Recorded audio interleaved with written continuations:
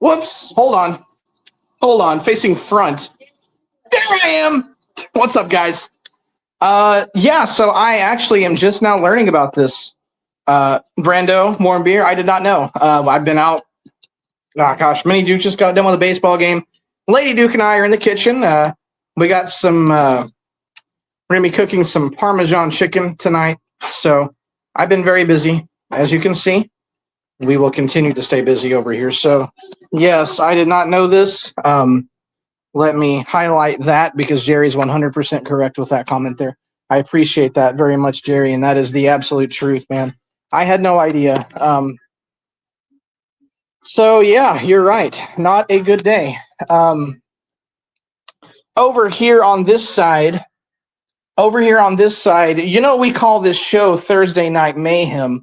There's my ceiling fan, by the way. See, I got a broken arm, so I'm trying to like carry four things at once, and it's not working out very well. But I want to start this stream off with some actual mayhem because I have some things to say. Does it look like I have a helicopter on my head right now? Like I spin it around like no, I can't do that. Anyway, I have some things I need to say. So this is going to be a mayhem stream. You are going to be hearing Duke Bothers revert to some old trash talk days because I feel the need to rip somebody apart right now. And I'm going to be doing that very shortly. So if you do want to see the great Duke Bothers go off and eviscerate someone verbally, stay tuned because as soon as I get done flipping this chicken, I'm going to start doing that because it is well deserved. Now, this fat piece of chicken right here, I'm kind of worried about. I may have to actually bake that for a little bit because that sucker is going to be, it's going to be nice and gold on the outside, but it's going to be pink on the inside. Pink on the inside, gold on the outside, just like Jay-Z likes his women. But I don't eat my chicken that way. No, it's got to be fully cooked. We eat hamburgers that way, but not chicken. All right, let me get set up here because I got some things to say. Let me go ahead and really quickly before I begin, let me copy this link and send it to my boys real quick, so they can be here once the mayhem has really.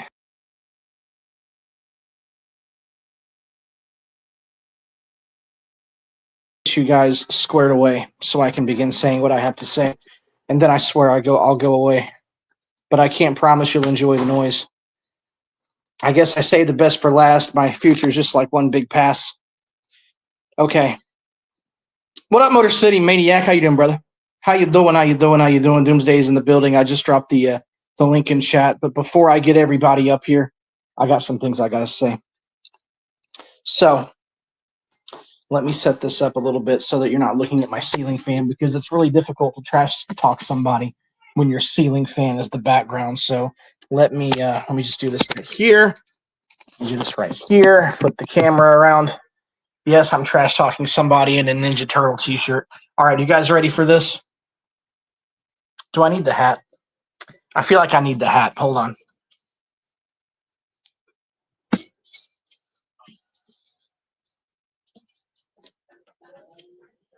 All right, we got the hat.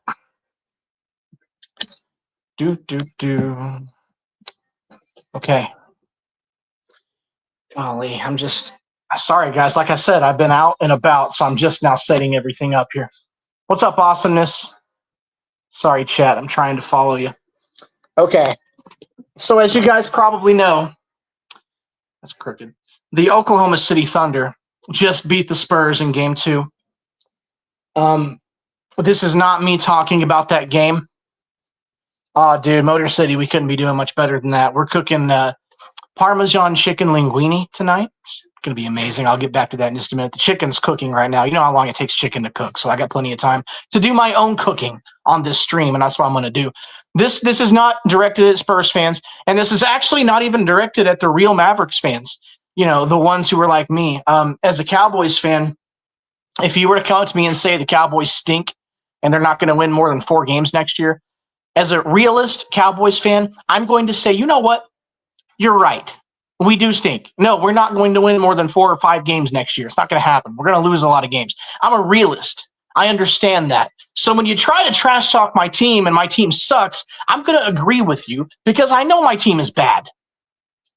Are the Knicks running away on them? Oh, my gosh. See, I picked the Knicks in the sweep just because I think the Knicks are just that much better. And Danhausen cursed Cleveland, so Cleveland has no chance. Nolan Smith got arrested. My gosh, everything is happening tonight. Tonight's a poppin' night, man. I don't know what the deal is. Full moon or something. So, Game 1. You guys ready for this? Game 1. Hold on. I got the wrong banner up. Okay. Game 1. OKC plays the Spurs. And we lose in double overtime in dramatic fashion because Wemby is an alien. And Spurs fans, I want you to know that even though I don't like you, I respect you. I respect a team that, just like my Thunder last year, you're ahead of schedule, you got a good squad, you got a young team, and you've got a freaking alien on your team. So as much as I do not like you, I respect you. And I'm so glad we're playing the Spurs in this series because the two best teams are in the West, in the Western Conference Finals right now.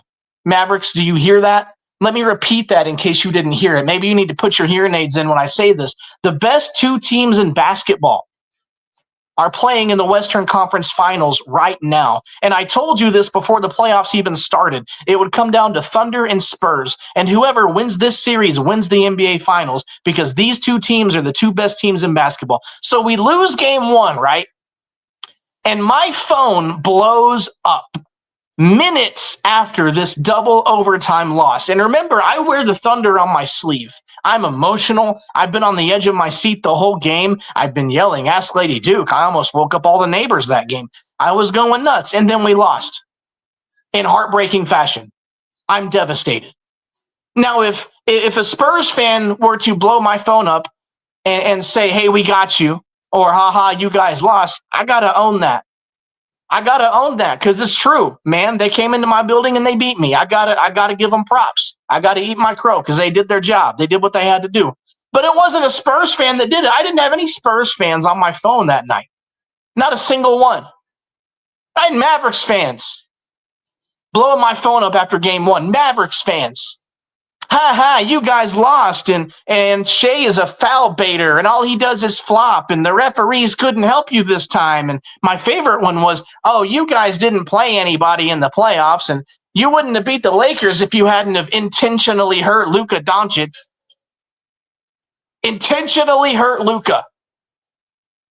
And you're doing this while I am still on the edge of losing to the Spurs in double overtime. A Mavericks fan comes on to my Facebook Messenger and starts to blow me up. A Mavericks fan. But let me explain something to you, Mavericks fans. And again, the real ones that I was talking about earlier, this does not apply to you. I mean, it kind of does, but it's not directed at you. Don't talk to me if your team can't even make the playoffs. Don't do it. Don't do it. Let me let Doomsday in because I'm really about to get in the meat of this one. I'm really about to rip this apart. Don't talk to me if your team doesn't make the playoffs. I got a full screen for a minute, Dooms, because I'm about to. Can I even do it on this? Get him, bro. Get him, bro. I'm just here to watch. Okay, got you. Get him, bro. Get him. Get your popcorn ready for this one. So, yes, sir. Not only did I respond to you and tell you that I thought that was a pretty shitty thing of you to do, and I also said, don't talk to me because your sorry-ass team didn't even make the playoffs. You continue to spew all of this BS about my squad like we're cheaters and we're hurting people. Shut up. You're blocked. Don't talk to me. Now, I might just unblock you after the series is over, regardless of who wins. I might just unblock you, but here is how this is going to work. Okay, if you want to come at me in trash talk fashion and you want to actually go there with me, you really want to do this with me, we can do this. But let me remind you that when you go one-on-one with the great one, you always lose. The reason why people respect me, the reason why people come to my page and they engage with me, the reason why my audience enjoys my content is because I have a little bit of dignity. I have a little bit of respect. So if your team would have been in the playoffs and you would have lost game one to the Spurs in double overtime, you're not going to see me going on your page blowing up about how your team's a bunch of floppers and a bunch of losers and all this and that. I'm sitting down. I have a little bit of respect and I'm taking a seat. You're talking about, oh, well, you just had it easy against the Suns and you had it easy against the Lakers. You waited 9 games, 9 full playoff games. You waited. You had that going since series number 1. You had it all typed out, just waiting to press enter. And it took you 9 games to press the damn button. You had to wait that long to come at me. And that's all you got. Let me tell you something. If that's your trash talk, you got a weak-ass game. Let me show you what trash talk looks like, okay? You know why people enjoy my content? Is because I got a little bit of sense. Unlike you, And that might just be why I am married and you have been single since the first day I met you, which was almost 20 years ago. You've been blowing up my page. I can't find any good women. And I go to bars and concerts and there's no women. You go to casinos and hit on the bar hops trying to get a phone number and then they ban you for it.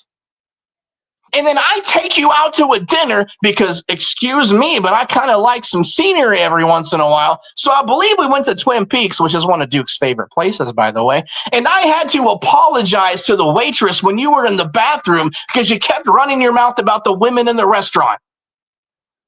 You got no skill. You got no class. You got no dignity. All you can do right now is shut the hell up and sit down and be blocked. Bye. Do you really want to go there with me? Do you really want to do this? I would choose my next words very carefully if I were you, because I can keep going. I could make you look stupid right now, but I'm not going to go there. I'm not going to go to all the other dirt I have on you. That's the paprika on top of the dish. You're a cornball is what you are. Don't talk to me. Sit down. Bye. Now, excuse me while I cook dinner for my family while you sit your ass at home doing absolutely nothing. No family, no girlfriend, no job, no life, no motivation, no nothing. And you're trying to trash talk the great one. Who the hell do you think you are? Bye. And guess what? That's all I got for you. I'm not going to keep going because you haven't earned any of that. You didn't even earn any of this other than you have diarrhea of the mouth and you don't know when to shut up. So you haven't earned any of this. And you're not earning any more. That's all I got for you. Choose your next words wisely. Now, welcome to Thursday Night Mayhem, everybody. I'm the great Duke Bothers, and here's Doomsday over there. What's going on, everybody? And by the way, Spurs fans, respect you. Great series so far. It's going to be good. This doesn't apply to Yes, sir. I think they're trying to drag it out to 7.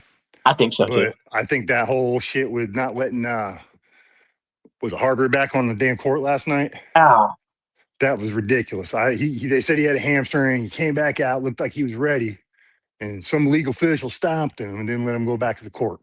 So here's what I heard, and I don't know if this is what you heard too, but and this may or may not be true, but I heard that he went out because he thought he had free throws to shoot. And then the guy was like, no, you don't have any free throws. Go back in and get your check done. That's what I heard. Maybe, I don't know. Maybe, but either way, I mean, good game. You know, y'all beat us. Cool. I think this is going to 7. I think so. I really do. I think they're going to try to drag this to 7 because it's the best series they got going right now. If we would not have lost, I don't ever agree with the media at all over anything because they're a bunch of clowns. But the one thing they said that is true is if we would have lost that game last night, we're cooked. I mean, you're not going to come back from 0-2 in the conference finals. It's kind of tough to come back. I mean, you could do it for sure. I mean, look at the Knicks. You know, it went from best of 7 to best of 5. Yeah, I think we're going to 7. These are the two best teams. We're very evenly matched. Wemby gives us a massive, massive advantage, but you can negate it. But I think I like he's maturing before our eyes. Really is. He's learning how to play playoff basketball. He's being physical. He's not taking shit. That whole thing with the MVP trophy gave him the juice. Yeah, it did. Game 1, I think that he was pissed. He's like, you know what? Fuck these dudes. Yeah, I love that about him. I love it about him too, man. You know what I mean? When we drafted him, I was a little skeptical because of how big he is, and I've seen these 7-foot+ dudes, 7'4", 7'5", with knee problems, right? Or so many problems that I'm thinking to myself, if he can stay healthy. Yeah. If you can give me 10 years, of peak play, like I'll be happy. Yep. But right now, the way it's looking, shit, man, if he can stay healthy, he's going to be a problem. He will be a problem for a long time. He's the only thing that can stop us from being a dynasty. He's the Spurs, this is going to be the Lakers Spurs back in the early 2000s. Yep. I'm sorry, not the Lakers Spurs, the Lakers Thunder. When they had the 3. James Harden, fucking, and all them and what's his name, Durant, and all them dudes. Oh, and Westbrook. Yeah, you had a squad, and I remember Kobe being like, man, when they finally when they finished out that series, Kobe. I remember Kobe was quoted like, man, I got rid of these motherfuckers. You know what I mean? Like he was because you gave the Lakers all they could handle. Yep. You know, in that series, I remember. I mean, I was like, damn, these motherfuckers about to beat the Lakers? Right. Kobe, but I mean, Kobe just turned it on. Yeah. Kobe did Kobe shit, you know. But he did. Yeah, he did. I mean, but he had a squad around him too, you know. Yeah, for sure. Pau Gasol and all those boys, you know. I mean, they were fucking loaded. And every team has their advantages. I do. Yeah. I think I'll say it. I think you guys have the best player on the court. I mean, when you put up 40 plus, and our MVP puts up less than 20. I think it's gonna. I just think it's going to 7. I think we're going to settle it at game 7. I don't see this being a gentleman's sweep at all. I mean, I could be wrong. Y'all could show up, you know, and fucking just stomp us out. But yeah, that's the thing about the series is it could go either way. You just never know. Yeah, it could go. One team is going to get hot, and that's going to be it. Yeah. I think right now, honestly, you have the better team. Yes, yeah, that's what I was going to finish with. You have the better team, but we have the deepest team in basketball, but you have the best player. Yeah, it's only his 3rd year, man. You know what I mean? He's learning how to win and, you know, play out basketball. Yeah, it's pretty scary. If he continues on his upward arc, dude, next year is going to be a nightmare for something. Yeah, it is. It is going to be hard to stop. When he gets stronger and really gets in his man body, you know what I mean? He starts going out there and being physically imposing. Yep. It's going to be a real problem, bro. But I just don't know how many minutes, how many minutes he's going to play I mean, you can't run him, you know, start to finish every night. Like, he's going to wear the fuck out. You know, you got to manage his time and all that shit. Like, because of his height and his legs, man, I worry about him just taking a beating. Yeah. You know, but hey, it is what it is, man. You're a big boy. You know, you got to throw your weight around a little bit. Yep. You know, so I think if he continues on the arc he's going, he's going to be a problem. Definitely. But right now, I can admit you all are the best team in the postseason right now. I mean, roster-wise. Right, roster-wise, yes. Like, we're definitely roster-wise. You guys are the best team. You are. And I think, you know, it'll probably show itself later in this series. You know, the experience and just the deeper roster. If we start having all these little injuries, it's going to be a problem.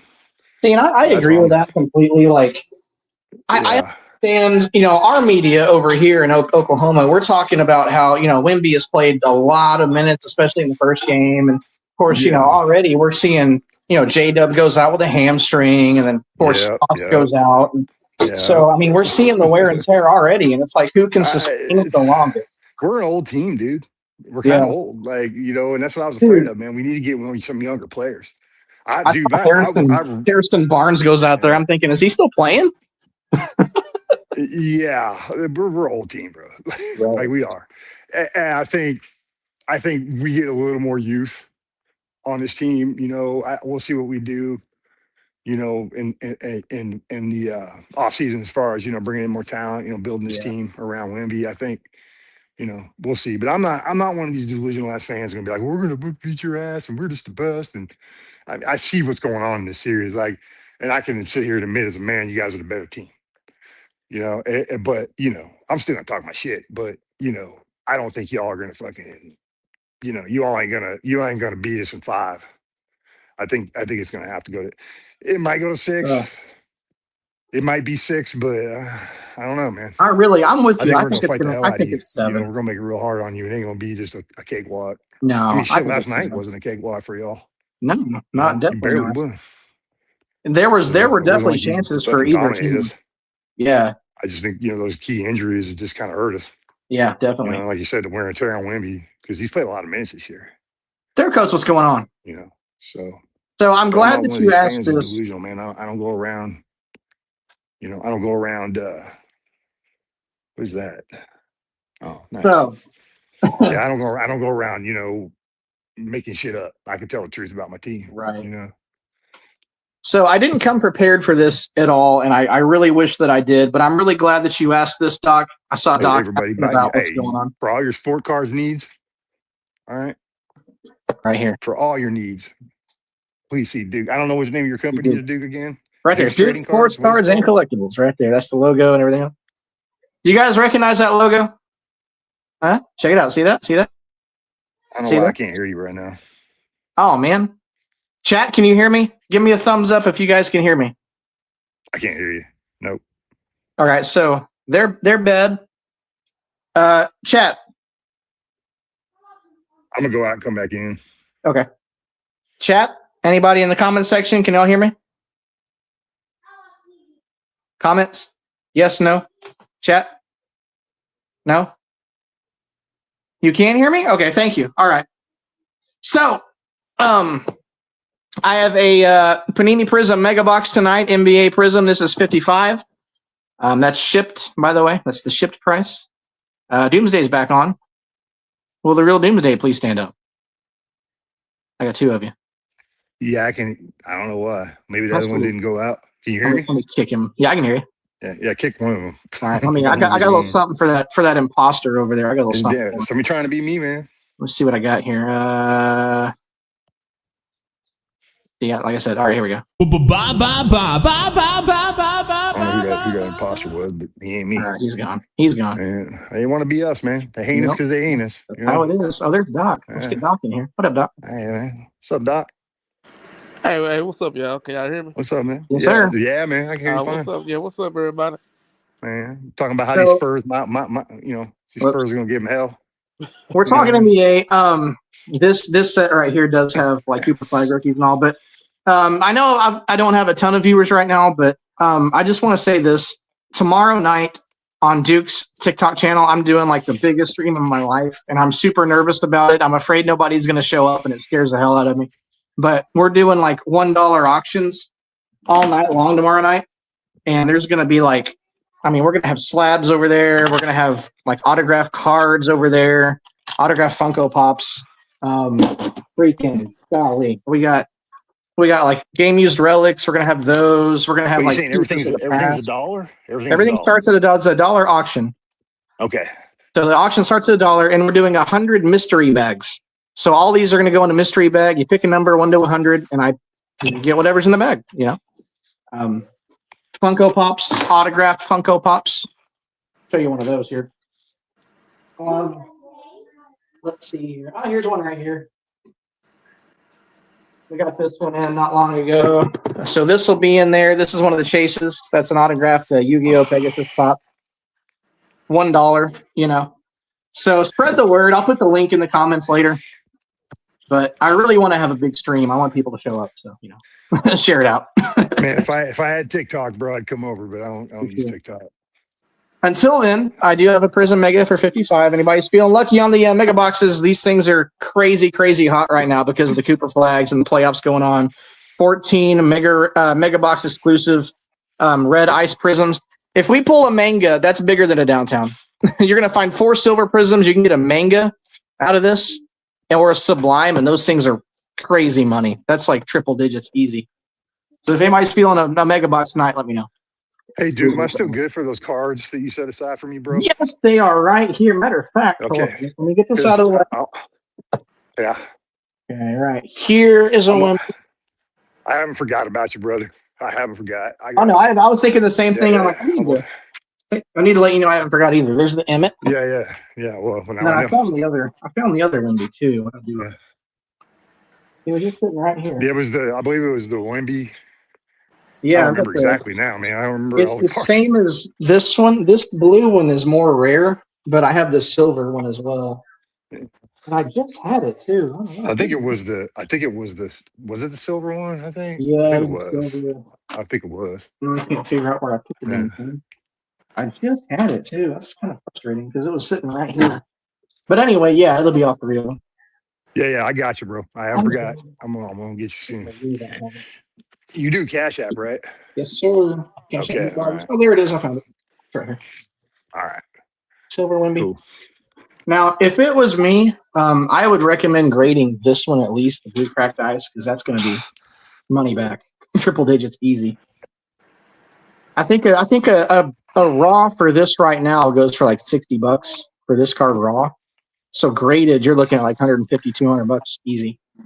What do you mean by graded? You send it to PSA and they'll put it in a slab like this. Yep. This one got a 9, but you get it. Actually, I have a Whitney Romo. It basically makes it more valuable. Yeah, it puts it in a slab and it does increase it by a lot. But it also protects it really well. You just mail it off to them? Yeah. Yeah. This is my one-on-one. You'll have to just kind of give me the skinny on that, as far as who to send it to and all that. Yeah, I'll do that for sure. I got just an A one to on the protect Spurs. it, and two to give it added value to it. Yes, definitely the added You know, value. One of you one. know, I won't probably ever get rid of it. You know, I'll Yeah, keep these it are until I'm old, and I'll pass it on to my son or my Mm. daughter. You know, because it'll have more value by then. these are cards that I would hold if I wasn't selling to you, because these are like, especially Yeah. this Wemby right here. That's going to be a nasty card in a And couple of if years. if and when Wemby starts winning rings, dude, like the value's gonna skyrocket. Sweet. Like Yeah. I say win because I think he's gonna win one before he I can retires. actually just put these in. I might put Yeah. these in mystery bags while we're talking tonight. I might just be on the screen myself and just chat it up with y'all and just load mystery bags. That might be what I do tonight. But yeah, man, this has been the most fun I've had watching basketball since Michael played. Honestly, like maybe more fun because my team is involved and my city's involved. Like I've never had this much fun watching basketball. I'm on the edge of my seat every game. I'm yelling at the TV. I'm waking up neighbors. I'm pounding down Steiners because I'm nervous. Yeah, I was going off game one, dude. That double overtime. I was going off. I had to switch over and listen to the radio broadcast because the wife wanted to go to bed. So I was outside, dude, and I'm like, yeah, come on. You know, just going nuts. I will second that, dude. This is the most fun I've had watching basketball in a long time. This is so much fun. I had lost a lot of interest in the NBA over the years. Same. Yeah. But you know, this series, I have a feeling that it's going to be us going back and forth for the next few years at least. Mm. You know, we'll see what these rosters don't always stay together for very long in the NBA anymore. Yeah. But we'll see if we can keep this team. You know, Wemby ain't going nowhere. I mean, Spurs ain't going to let him go nowhere. They're going to be. There's no damn way. It They'd be really stupid. The fans would freaking burn the stadium down. That'd be worse than the Cooper Flat or that'd be worse than the Luka trade in Dallas. Oh, that'd be geez, man. Spurs, there'd be a riot in the city. That would be the dumbest thing they could ever do.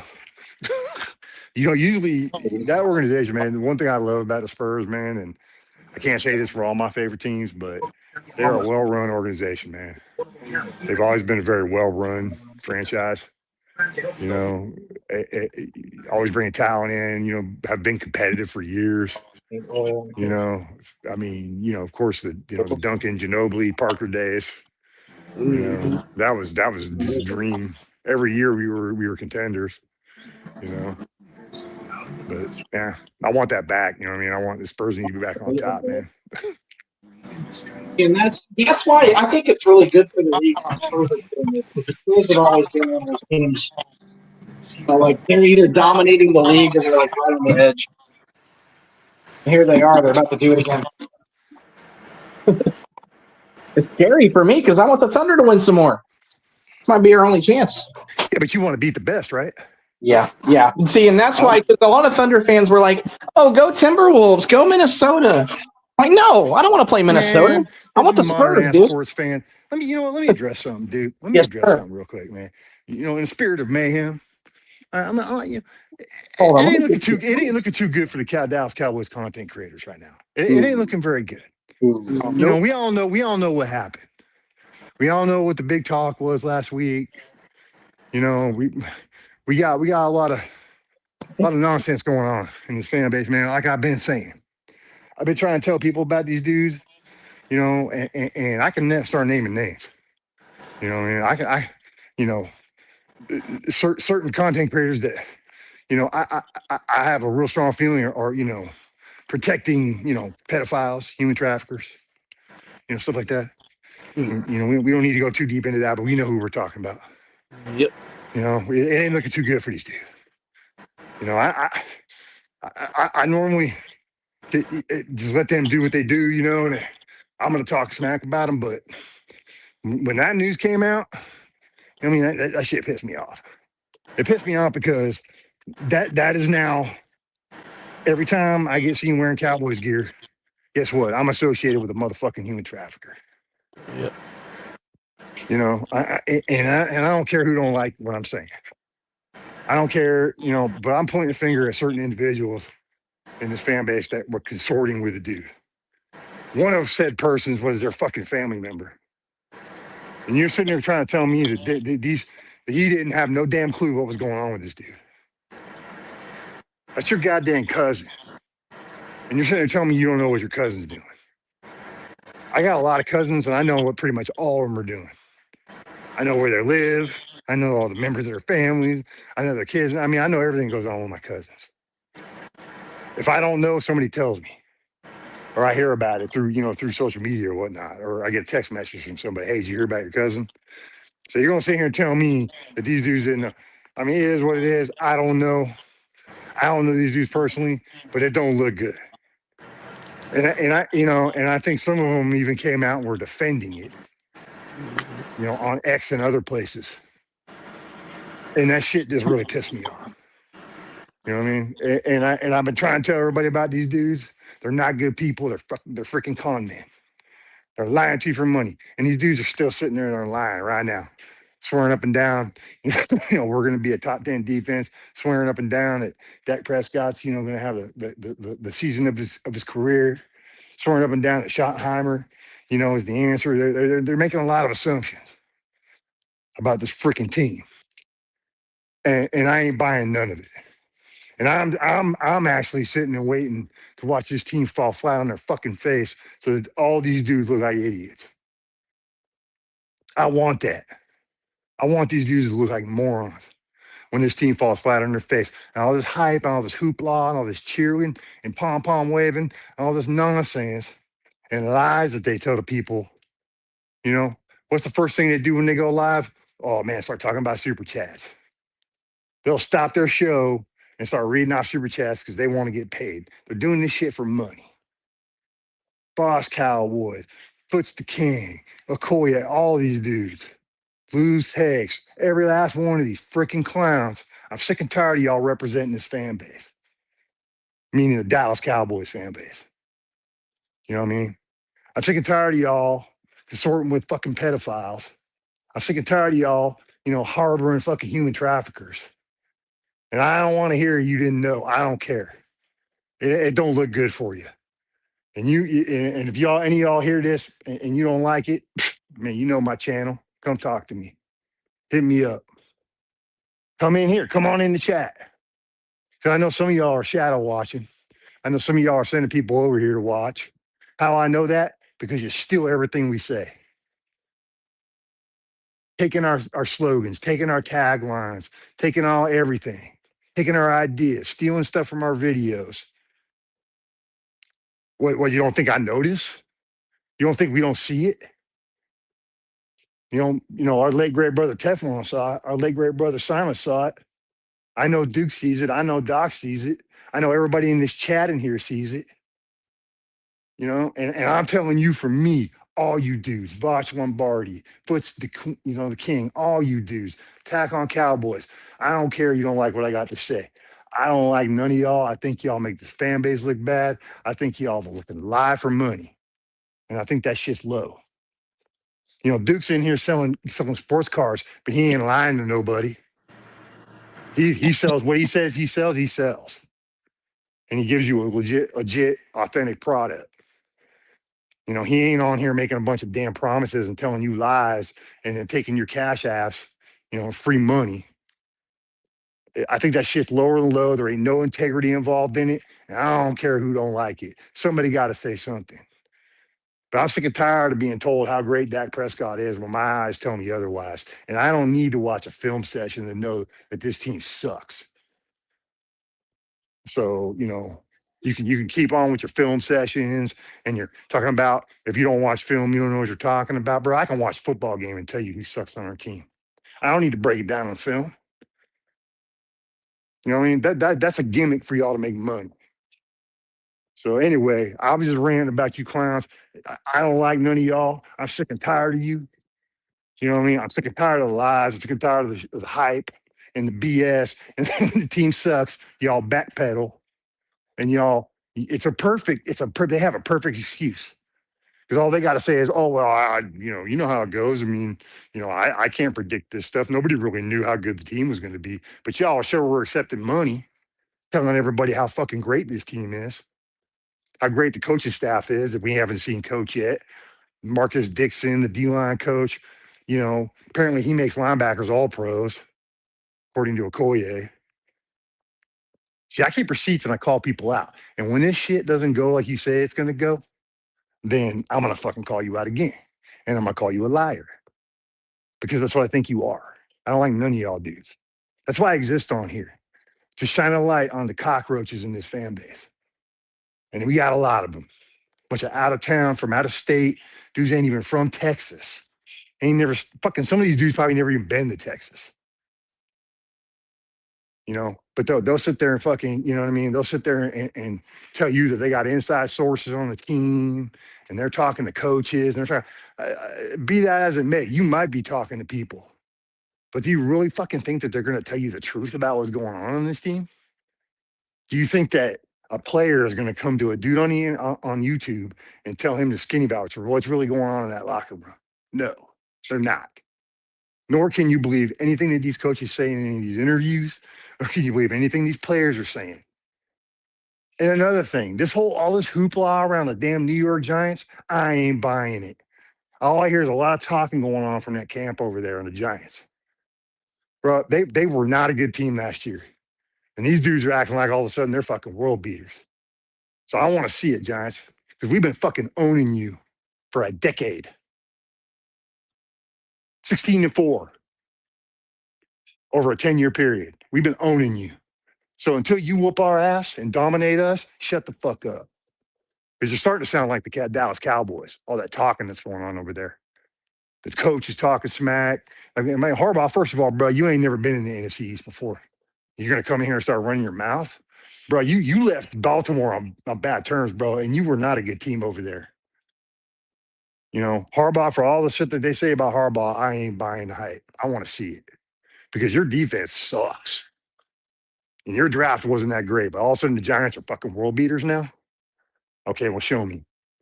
But I'm tired of all the talk.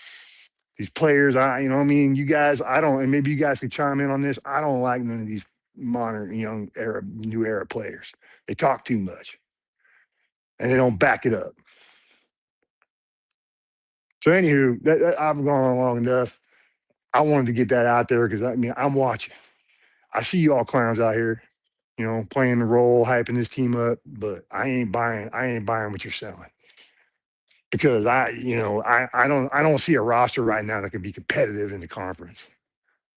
I don't know. What do you guys think? Maybe I'm wrong. Man, shit, you said hey, you shit. Hey. I mean, I just want to get that out, man. I've been holding that in. Yeah, hey, all gas, no brakes, man. So, bruh, these dudes, they don't know what the fuck they're talking about. Hey. All these film sessions. You know what's funny about them film sessions, y'all? And then I noticed this. They only show you the worst games. They only show you the film from the teams that we beat last year. They'll show you the Raiders, and they'll show you the Eagles, and they'll show you the fucking Chiefs, or and they'll show you little snippets of the game that fit their narrative. They don't show you the whole fucking game. Right. Yeah. Right. And then some of them will show you, like they showed like the Detroit film, and they were talking about how great Quinnen Williams was in the Detroit game. Correct me if I'm wrong, but Detroit hung like 40 something on us last year. Yeah. So I want to hear how fucking great the team was. That's what I'm talking about. Y'all you don't show the full picture.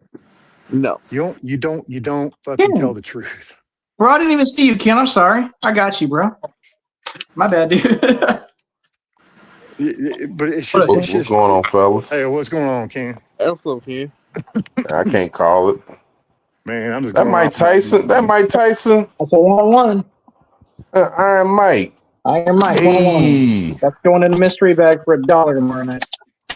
Hold on, dude. Take that back out. I'm gonna say this real quick. I'm gonna piggyback off what Doomsday said. Yeah. Shout out to Doomsday, by the way.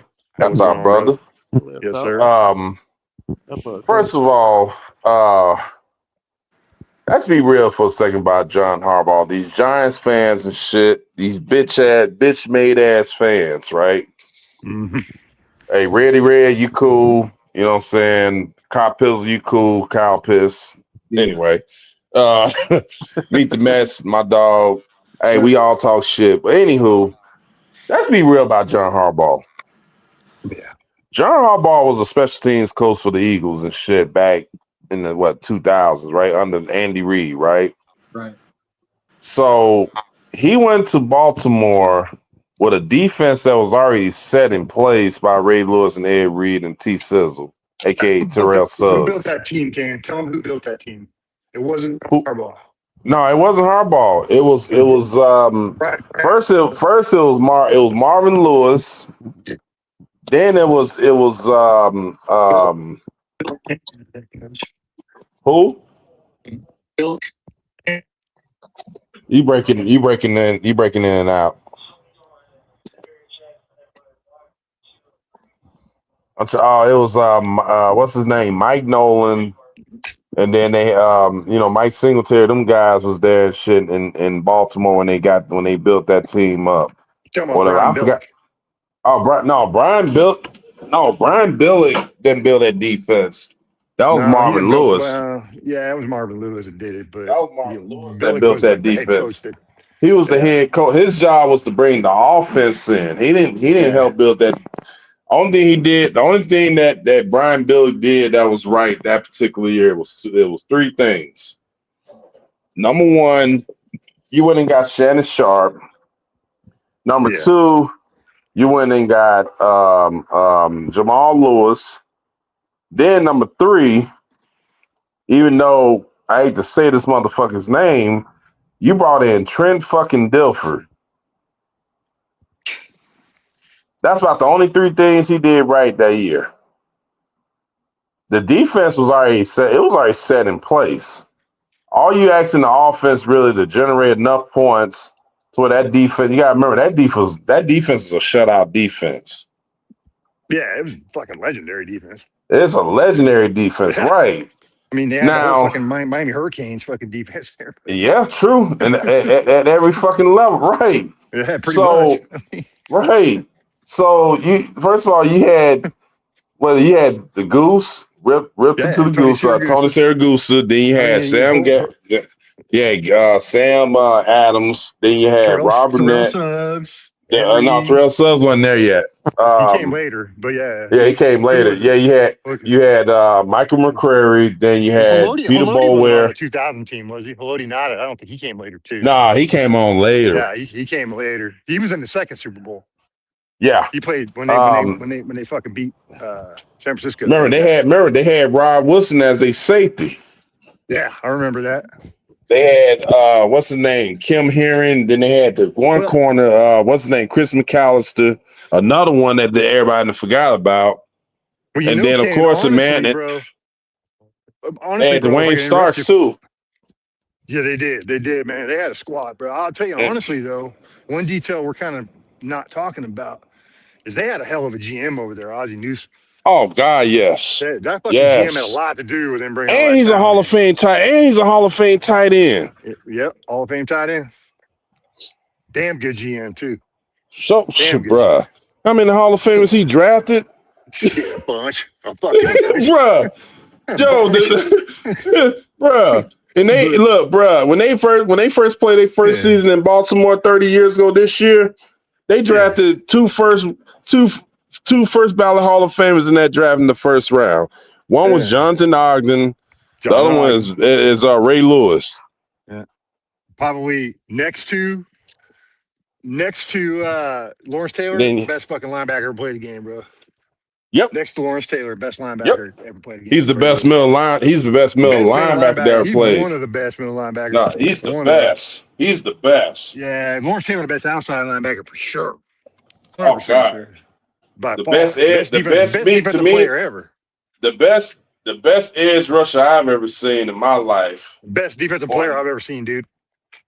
No, I'm saying I watched his whole career. The best edge rusher I've ever seen in my life was Reggie White. But the best defensive player overall was Lawrence Taylor. He had the most impact. I mean, just feared, just the shit that he accomplished while he played was insane, bro. He was good from the time he came in the league till he retired. He was good. Just, in my opinion, greatest defensive player ever. And there's been a lot of greats, but I think you put him at the top. I think right behind him, to me personally, right behind him, I mean, I got to go Randy White, but I'm just going to bias. I'm gonna say it to go back to the John Harbaugh situation. He already had everything. He was already giving everything on defense. Oh, he was His John thing. Gruden. He was John Gruden. Yeah, that's all. That's all he was. The only difference was he had to wait a lot longer than what John Gruden did, because John Gruden did in the first year that he was with Tampa Bay. This dude had to pretty much. He led the team. John Gruden. You know how he won that Super Bowl with Tampa, John Gruden? You know what because he knew the offense of Oakland. He already knew what they was gonna run. No, well, yeah, that helped. But no, what he did was he pissed off that fucking defense. Mm-hmm. Day one, he came in here and put the fucking pedal to the floor on the offense, even in practice, and he would just go hard against them just to piss them off, because he knew if he got them motivated, they fucking play hard. Yeah, they play hard, right? He's a brilliant fucking motivator. For all the shit's been said about John Gruden over the years, that dude's a phenomenal motivator, and he's well respected by players. I don't give a shit about the racist shit, like whatever he said, what he said. I think it was taken out of context a little bit, but he said some wild shit. That's John Gruden, man. You think he hasn't said other wild shit behind closed doors in the past? Like, dude, if you had a microphone in these coaches' offices, you fucking hate half the coaches in the NFL, bro. Because they're grown ass men, and it's a professional environment, bro, and they talk a lot of shit. You know? Yeah, I get that. I mean, that's easy. Yeah. It's easy. Well, here's the thing, though. It's easy to talk. It's easy to talk shit with a defense you didn't build. Number one. That's what I'm saying, bro. That's why I don't believe the Harbaugh hype. I just don't. So I never thought he was he's a good coach. You know, you can't deny Baltimore's track record, but he didn't fucking really build those teams. Well, what I gotta say about Harbaugh was this, man. I felt like Harbaugh inherited a good ass defensive team. Only difference was he went and drafted Joe Flacco, then he went and got Ray Rice. Then he went and got to that team for sure, bro. But I think he did. To do with it. Yeah, he did. You know, he went and got some top-notch players and stuff like that. Whatever. I mean, fucking Jason Garrett brought some good talent into Dallas. No, I get that, but you can't deny it. You know what I'm saying? I'm just saying I'm agreeing with you. Like, Harbaugh, I think he's a good coach. I mean, he's all right. Fucking more Super Bowls than fucking our crybaby coach has been to. But I'm not buying he's going to walk in there and day one, Giants are going to be fucking Super Bowl contenders. They got to build a fucking team there. I mean, you can say what you want about the draft and all that shit, but I'm not seeing a fucking Super Bowl team over there. Are they going to play hard for Harbaugh? Yeah. But I don't know. They played hard for Dayball too, bro. You can't. They did, man. They played hard for Dayball. They just don't have the talent. Mm-hmm. You know? And I'm not going to, forgive me if I'm not going to put Jackson Dart on a fucking pedestal. You know? I watched him in college. You know? I think he's got a lot of potential to be good. You know? But they got to build a team around him. And they got to fix that O-line, man. That O-line ain't exactly a fucking world beater, bro. And like what we did in the draft or not, man, we got some dudes that can get after the passer. So we're going to make them prove it. You know? And if you put that young kid under pressure, I like our chances. You know, it's going to be fun. Go ahead. All I got to say is this. Training camp ain't got here yet. So let's wait till training camp to kind of look at what we got. Because like I said, man, like anybody and everybody can talk a good game about, what they can do this year, this, that, whatever. Yeah, we don't know anything. We don't know anything until when they finally suit up and play. So we've been 100%. Guilty. We've been very guilty of that for far too fucking long and everything. And then we get caught with our pants down. So I don't look at I'm gonna be honest with y'all fellas. Who was that? The ant? Who is that? Sorry, my mic was off. That's a Rashawn Holmes Genesis. Super short print case hit Genesis. Oh, okay. All I got to say about all this, bro, like even with the content creators and shit like that, whatever, man, I don't even watch that shit no more. To be honest with you, because my eyes and my brain tells me every fucking thing that I know based off of a lot of shit that's been going on. But but then again, at the same time, I ain't really been paying attention to what the Cowboys really been doing, other than what I just saw in the draft.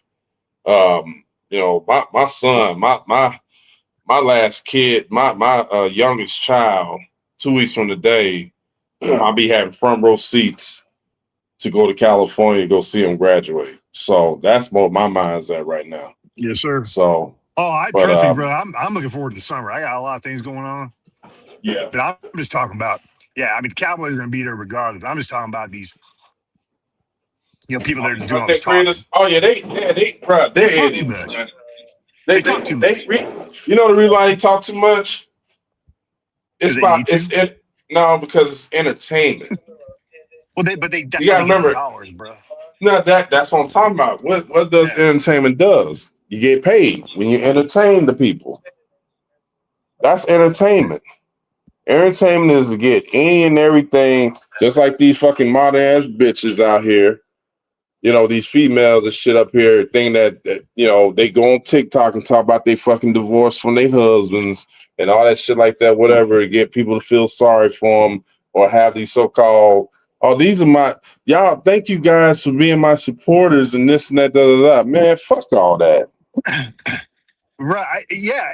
And I think I just don't understand how you watch this team last year and just sit there and make all these damn assumptions about how great everything's going to be, and because of the changes. That's what's funny about this fan base every year, man. And I've been watching this for years, brother. And I'm sure you have too.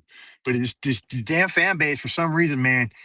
Anytime there's a change on this team, whether it's a coach, players, whatever, it's all of a sudden it's like, everything's rosy, it's sunshine and rainbows, and we're gonna do this and we're gonna do that. And I'm like, why I don't understand why some people in this world, man, just have to live on hope. Like they can't just be like, man, this team ain't good right now. I'm gonna reserve my opinion and watch, but I'm not gonna come on here and pay some dude money to tell me lies that I know aren't true, man. And that's what people are just that gullible. It just blows my mind, bro. It really does. Like I did not think people were that stupid. I mean, not to this level, but there's so many people that just want to be lied to. And they will hand over their hard-earned dollars to some dude that they don't really know on the internet to tell them lies. And I'm like, where's the fucking logic in that, bro? And how does that help? How does that make the team better? How does that make the fan base better? I ignore it, bro. I'm gonna be honest with you. Dude, I don't even watch them that much. I just go on and watch one of them, and that's what everybody's talking about, because they all talk about the same shit.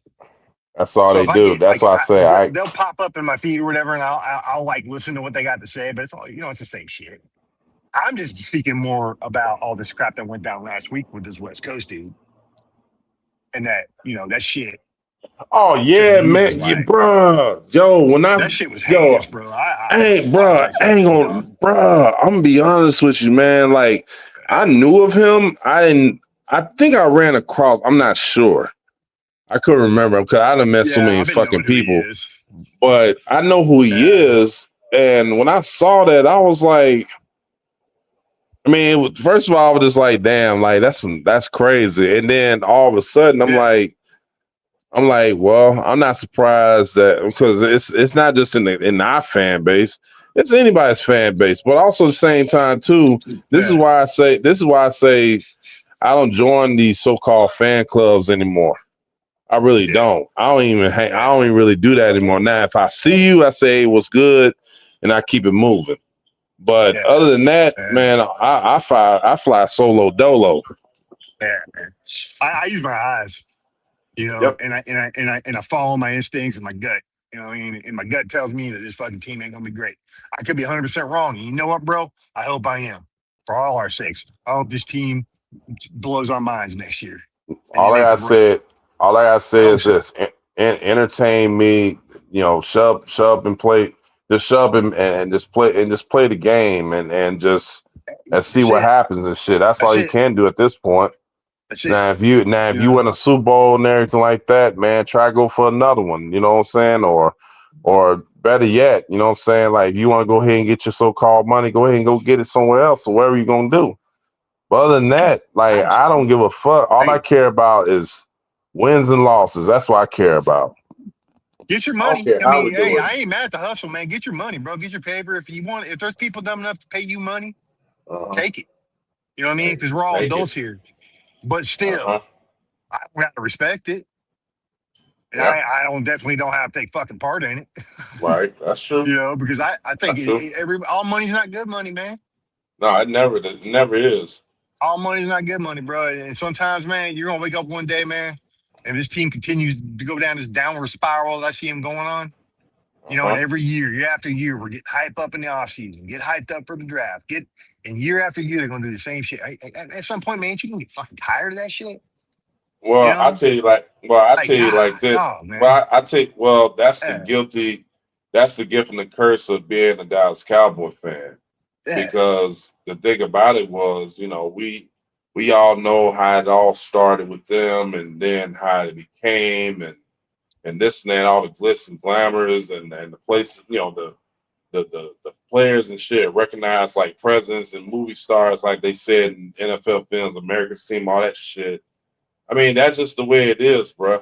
It's just the way it is. But however, that's the thing about controlling your emotions and shit when it comes to that with this team, really, because at the end of the day, you know what I'm saying, like those guys, they out there making a living just like we making a living, except for they just live in nicer houses than we do. But so the way I look at it like this, fam, is like the Dallas Cowboys don't make me feel whole like that. You know what I'm saying? Now, if they do great, that's awesome. If they don't do great, so cool. It's whatever. It's entertainment at the end of the day. So, I'm passionate about my team, but also I ain't afraid to tell like it is. When people up here trying to talk trash about the Cowboys to me, I'm like, man, go ahead and say what you gotta say. I don't give a fuck. I ain't playing for them. I don't care what other people outside the fan base think about the Cowboys at all. Yeah. Because half of them I'm don't like, even know anything especially about the Cowboys.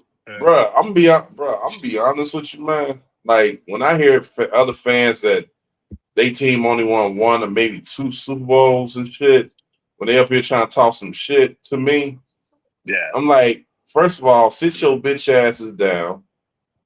You know what I'm saying? Just 20, 30 years ago, nobody would even think about y'all asses. And now all of a sudden y'all world beaters.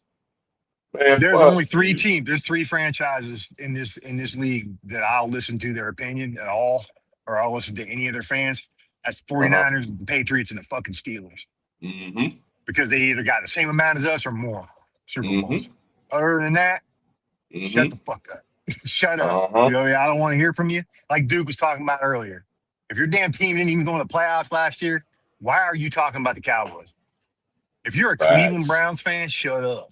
If you're a Jaguars fan, even though you went to the playoffs, they can eat a bag of dicks. Congratulations, you got your ass whooped. They can eat a bag of dicks. They can eat a bag of dicks. And I'll tell you what, I don't want to hear from Patriots fans either. Because y'all are the first runners up.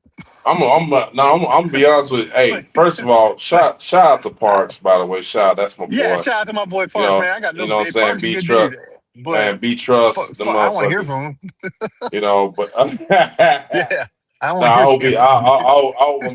I will be doing pretty good, man. All of them. Yeah, but man, I'm sure you're doing good, man. Man, I gotta ask Parks this question, man. Like, man, what's up with his boy Vrabel, man?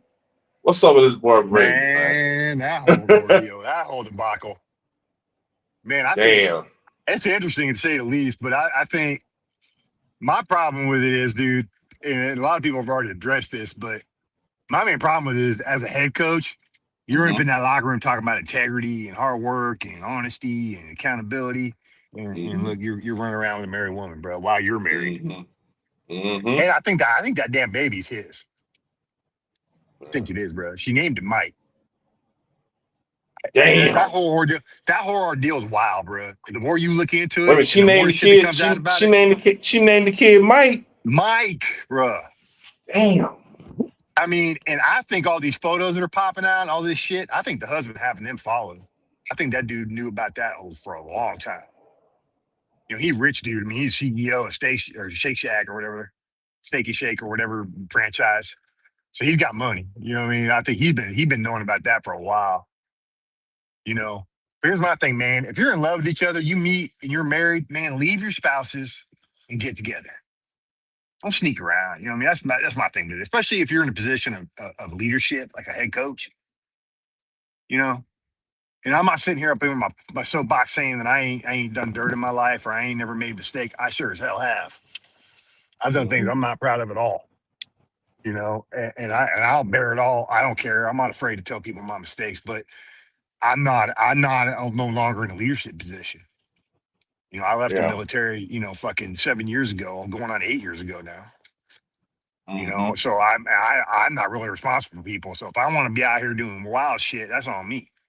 I just got to be willing to pay the consequences or face the consequences. But yeah, I mean, this shit's still wild though. It's like it's been pretty interesting to watch. All this crap that keeps going. Sorry, fellas. Hold on. Oh, you're good. But yeah, that whole ordeal's been pretty fucking wild, man. It's gonna be interesting. You know, what'd be funny though is if fucking Brable turns around and leads them to a Super Bowl and they win. But you know, you can't say shit to him after that. What up, CPG? Hey, Doc, you there? I can do this rip for you real quick if you want to. Oh yeah, I'm right here. I was just looking at the game. Nah, I didn't, man. Man, that's a goddamn shame what them damn Knicks doing to them boys, man. That's crazy. Bruh. They're smacking them up. Dude, they bro. bitch slapping them right now. Yeah, that 22-point comeback, I think, put fire under their ass. It sure did. We get one good series in the finals. My God. Yeah, Cleveland get swept, man. They are. They're gonna get their shit pushed in for sure. Yeah, they show the fuck is, bro. The way they're looking right now. They're getting their shit pushed in, bro. But that Spurs OKC series is gonna be great. That's a heavyweight fight right now. That's your future champion right there. Whoever wins that series, you know what? I'm gonna be. You know what? I'm gonna be honest with y'all real quick. Don't sleep on New York now. I'm just saying. I don't think New York can be able to handle fucking San Antonio or OKC. But I mean, like they can handle. Yeah. Well, the thing about it, they got enough bodies and shit to throw at Wemby. See, that's the thing. Right. Yeah. They got a ton of bodies. You know what I'm saying? So that's what I'm looking at. This why I look at with Wemby and shit, right? You can tire his ass out. You just got to throw a body on them. You know, you can shut them down. Like, do you think nutrition is coming to play? Like this, that series with the Thunder and the Spurs is physical, and with the it is. Like I said, with the Knicks finna fuck around and sweep the Cavaliers, and that series they got all kinds of rest. Yes, man. Yeah. That goes both ways too, because when you rest, you get rusty. That's how we were game one. We couldn't make enough shots. You get rusty. You get cold. They put up what? You 10 said for points rolling right into the next series and playing because you're already well, hot. That's true. I mean, but I don't think the Knicks gonna sweep them. I think the Knicks will beat them probably like in 5. I think it'll be a gentleman sweep. Because all you really need is still one game in New York. Not New York and Cleveland. That's it. Right. Yeah, I don't think you only need one game. You only need one game. Mm-hmm. I mean, you just need one game. Fuck around and still win that series too. Who, Cleveland? Yeah, they can fuck around. But Cleveland, look, nah, bro, nah, we ain't gonna do that. Nah, we ain't gonna do that. It's over? You think it's over? Nah, bro, that series over, bro. Okay. Because think about this for a second. Everybody keeps saying, "Oh, well, look what they did to Detroit, man." Detroit, just remember, just a couple of years ago, them motherfuckers didn't win 20 games. Oh, right. They got a young squad. They had the damnedest time against Orlando, an 8 seed. Yeah. Come on now. You gotta remember the Knicks men. Look, the Knicks men. Look, they've been having the same core guys for the last couple years. They used to each other. Mm-hmm. You know what I'm saying? They've been. Remember, they was in the Eastern Conference Finals last year. It might be there. They were just there last year. They've been there every. Yeah, I was gonna say they've been there every year. Yeah. They was there against. Look, they was there against Boston. They was there against the Pacers last year. They've been there. Hey, gentlemen, let me. I'm sorry, I gotta bounce out of here, guys. Are you about to go get some ass? Shit, I might do that. Hey, Shit. I might do that. There you go. Slide in. Yeah, do you slide in feet first or head first? Either however I get. Are you Pete Rose? Are you Pete Rosen? I'm a motorboat son of a bitch. I'm a motorboat son of a bitch, bro. I come off the ceiling fan. I come off the ceiling fan, bro. You know damn. Wait a minute, Doomsday. You say you knew Jack? You knew Jack? That's what I'm saying, bro. I come off the ceiling fan like the motherfucker, like a commando, bro. You know what I'm saying? Oh damn. Fuck yeah, man, like motherfucking Rambo in that bitch, bro. Damn, I was damn. He RKO out of nowhere. Damn. Man, just out of fucking nowhere, bro. Leg splash that shit, bro. You know what I'm saying? Damn. And we're gonna get Duke banned off of YouTube, dude. We keep talking. Hey, we of age, YouTube. We of age. Come on now. And it's PG-13 here, bro. Hey man, we ain't monetized. You can say what you want to say. We're good. YouTube don't tell me what to do. Man, fucking yep. I'm gonna call jihad on that pussy, bro. You know what I'm saying? Damn. I'm gonna declare jihad on that shit, bro. Damn. She said jihad. Damn. I'm gonna call jihad on that shit. Mm-mm. You know what I'm saying? I'm about to be in that Thundercat. It's gonna be I'm about to be in that. Hey, it's gonna be It's gonna be some Thundercatting in that motherfucker. Hey, don't throw your back out on, man. You know what I'm saying? Don't throw your back out. Hey, look. Now you know what? Hey, I'll be all right. I mean, I got some Tiger Balm and shit. I'm good. It's worth it. It's worth it, bro. Hey, you know what? I got some WD-40 for my. I got some WD-40 for my joints. I'm good. He takes a dip and you sit in a vat of biofreeze before you get out. You know what I'm saying? You put biofreeze from head to toe. Damn. I was gonna say. All right, now, fam. Man, thanks for having me, Duke. All right, brothers. Y'all take care. I'll talk to you next week. Thanks for stopping in. All right. Doomsday in the building. My God. Boy. But yeah, man. I think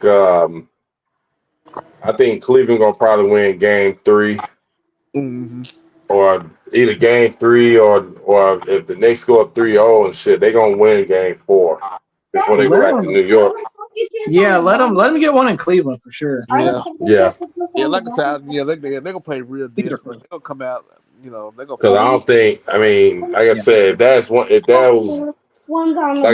was one team in the East that can handle the West and everything like that, or at least like be competitive with them. It's the team that's in New York right now that's still playing.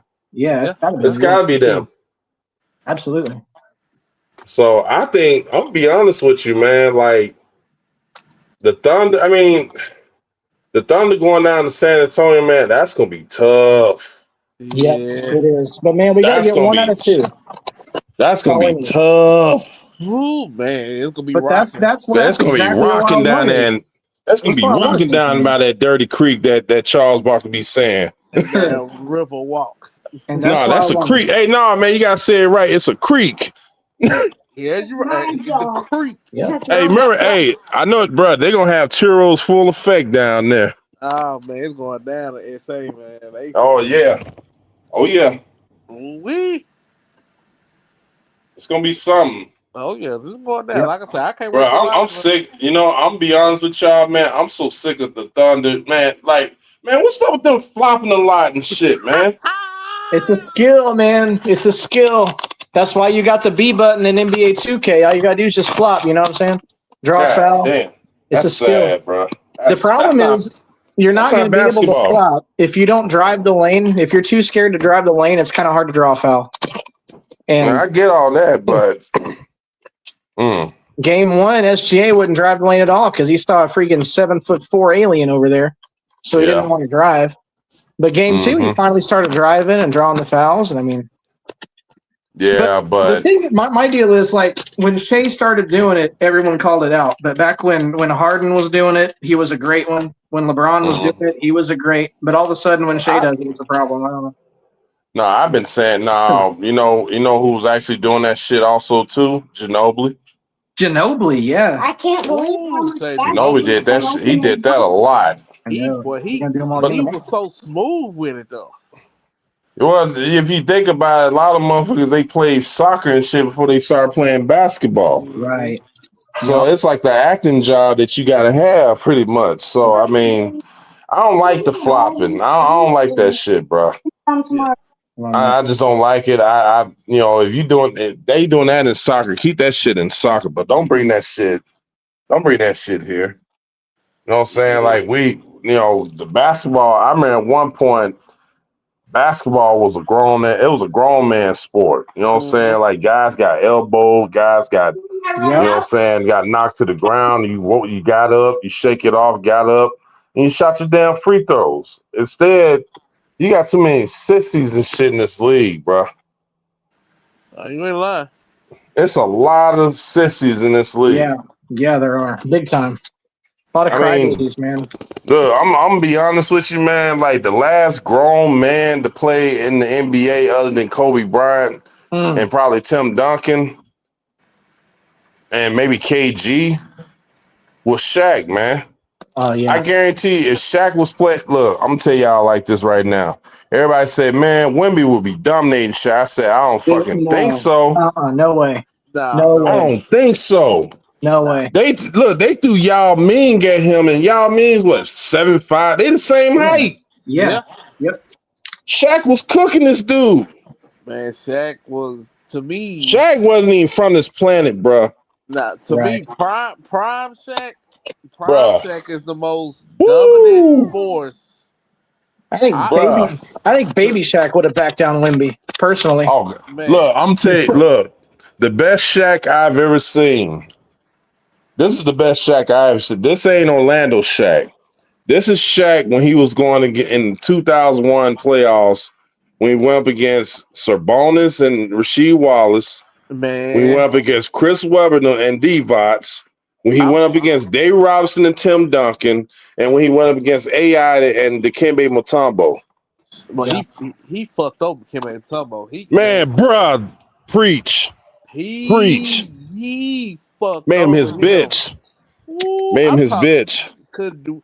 Mutombo he couldn't tapped out. He couldn't do shit. Mutombo but here's the thing, bro. Like Mutombo was fucking good, man. He was great. Mutombo was the real deal. Nobody dunks on Mutombo. Bro, Mutombo was the first player to win Defensive Player of the Year 4 times. And Shaq handled him with ease. With ease, dude. With ease. That was just that. Bro, I missed that. I'm sorry. I missed it. I mean, I'm a Lakers fan. Don't get me wrong. But seeing that shit back then, the way Shaq was doing, he was doing, bro, that was basketball, man. Yeah. That was grown man basketball. I ain't gonna lie, that 01 squad, that 01 Lakers squad. The best playoff run ever.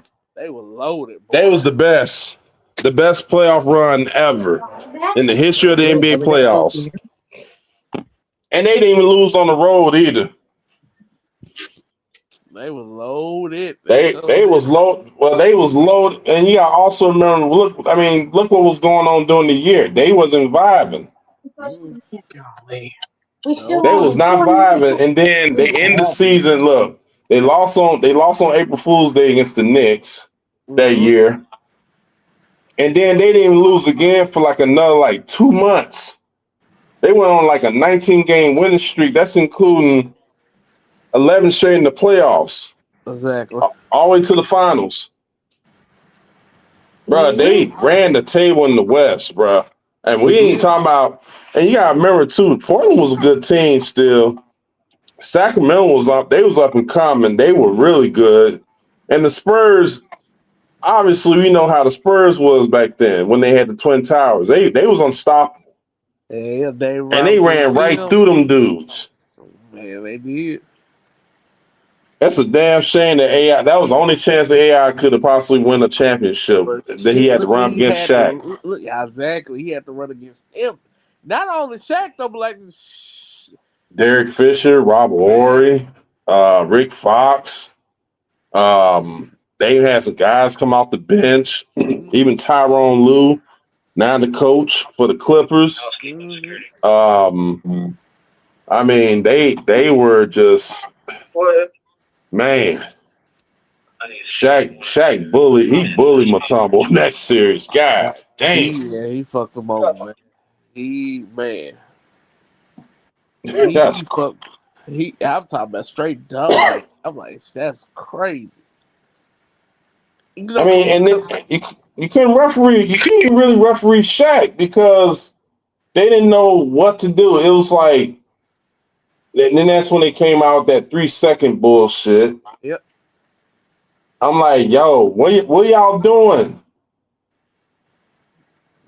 I'm trying to tell you. Never seen nothing like it. Nah. 7 foot was Shaq was 7'1", like 320. No, he was like 7'1", 330. Yeah. But he was muscle. Yeah, he was jacked, man. He was jacked, like, bro. Then versus now, like Wemby's a freaking toothpick, dude. He's like a Stretch Armstrong. He has no muscle whatsoever. It's all bone structure. That's all it is, man. Yeah, get like a baby tall, Shaq, man. or even Shaq, like put Olajuwon on him, or put even like David Robinson, Patrick Ewing, even any of those centers in the '90s. They would I think they physically just tear him apart. Dude, even Artist what's my man Gilmore. name? You say Artist Gilmore, Patrick Ewing. I'm trying to think of another center that Alonzo Mourning probably would. Oh my God! See, Zoe was so underrated. Yeah. Zoe, I think Zoe would have gave it to him. He was underrated, and it's unfortunate because you got to remember, like, Shaq was the face of centers in the league, and they weren't even close. I mean, who was a better center under him? It was a huge, really drop off, really, of centers because Shaq was the best in the league, and then under him was Mutombo, and then it was Alonzo Mourning, right? And then you had what's my man, Big Ben, Ben Wallace. Yep. And Ben Wallace came out of fucking nowhere. And whenever you seen that motherfucker hair, and when his fro was flopping like that, you already knew it was gonna be a bad day. That motherfucker blocked everything. That's just my favorite era of basketball. Personally, is like right there in the '90s when, like, it seems like to me every team had a, if not an A-lister, at least a B on every. Like, they all had their teams, but it seemed like, especially the competitors, even Jordan with like Luke Longley, they always had good centers. Yeah. And well, now, that's the way the game was at that time. You see what I'm saying? Like, each team had a center, they had a centerpiece center that if he can score and everything like that, or play defense, like he can do a little bit of both, like say Alonzo Mourning, that type of player, because Alonzo Mourning can also score too. He can shoot threes. He didn't shoot threes. I mean, he was basically 6'10", about 240 something, whatever. Yeah. No, he was like 250 something, whatever. But he was ripped. Yep. And then he used to go against Shaq. I mean, when Shaq went out west, I know that motherfucker was happy as shit because he ain't had to face that motherfucker like a few times a year. And then, like Luke Longley, like you said, then Greg Ostertag with the Jazz. I remember that motherfucker. I'll tell you what Wemby would have been in the '90s. Wemby would have been Sean Bradley. Yes. That's exactly what he would have been. Yes. I mean, shout out to Sean Bradley, though. Yeah. He would have been like Manute Ball. That's what he would have been compared to like Shaq and all them. Yeah, I mean, he would have been good, but he wouldn't. There wouldn't be this talk about, he's dominating the league and who can stop him? Nobody can guard him. Bullshit. Yeah. Put Elijah on him. See what happens. So Elijah, like the guy got, you talking about Elijah would have guarded him. Like I said, Shaq would have guarded him. The only difference with Shaq was Shaq wasn't as finesse and shit like Elijah One, really. You know what I'm saying? Right. Elijah One wasn't really known for power. He was known for athleticism. Right. That's why he had the dream shake and this and that, whatever. You know, I mean, it was just, you know, Shaq was like a granite with quick ass feet. That's what he was. He was just a block of granite. Hey, fellas, hey, I gotta get going, man. I'll holler at y'all. I'll holler at y'all later. Yeah, for sure. We're gonna get back on this All right, basketball talk. All right, now. Okay, now. Y'all be easy. All right, go. All right, kid. Freaking kid, man. I always let my boy stopping in. Man, little kid, man. He's man. You got to get me on that 90s basketball. We're gonna be here all night. I got dinner to cook. I got products to rip. You know what I'm saying? We're gonna be here till midnight doing all this. All right, man. Let me get you this prism rip real quick. I'm gonna do my best, man. I got this broken arm, so. The Tyson is a part of the dollar auction stream tomorrow night, so that's in a mystery bag. I have no idea where it is. I've already packed about 50 to 75 of the mystery bags, so I have no idea where it is right now. Yeah, I will be there, man. Sir, I'm gonna get my link. I'll put it in the chat section in our comments later on in the group. So Man, I everybody's see you had some of the Western cards. Look like you had like some Western cards. Yeah, those are gonna be in there too. Yeah. Yeah. What?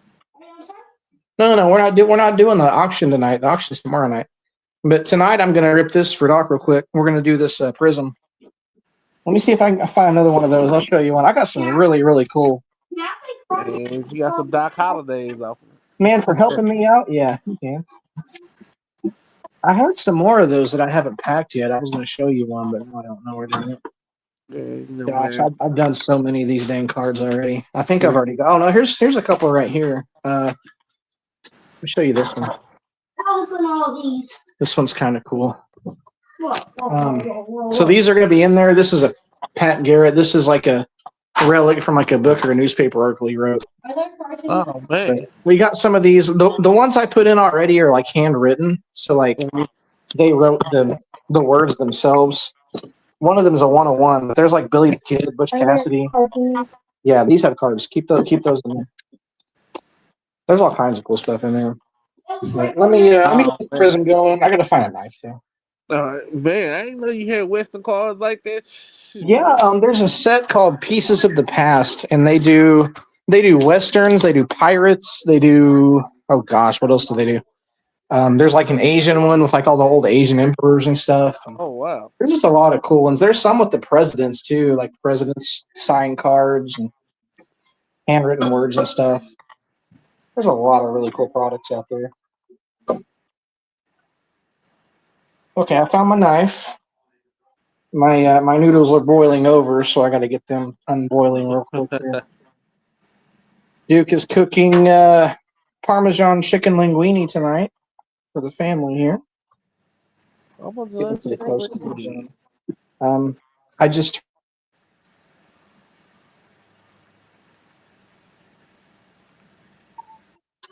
okay. Let's get back in here. Oh, I left the knife back there. Hold on. I came in here to get a knife, and then I did all that and forgot the knife. So I'll get the knife. I just needed to open the box. Thank you. What are you sorry for? I need to know your password on the computer. Oh, I'll put it in when I'm done. Okay. Okay. So I'm super excited for this because this is the last year that Panini has the rights to NBA Prism. So any hits you get out of this are gonna do nothing but grow in value. Oh yeah. Like, let me get my hold on a second.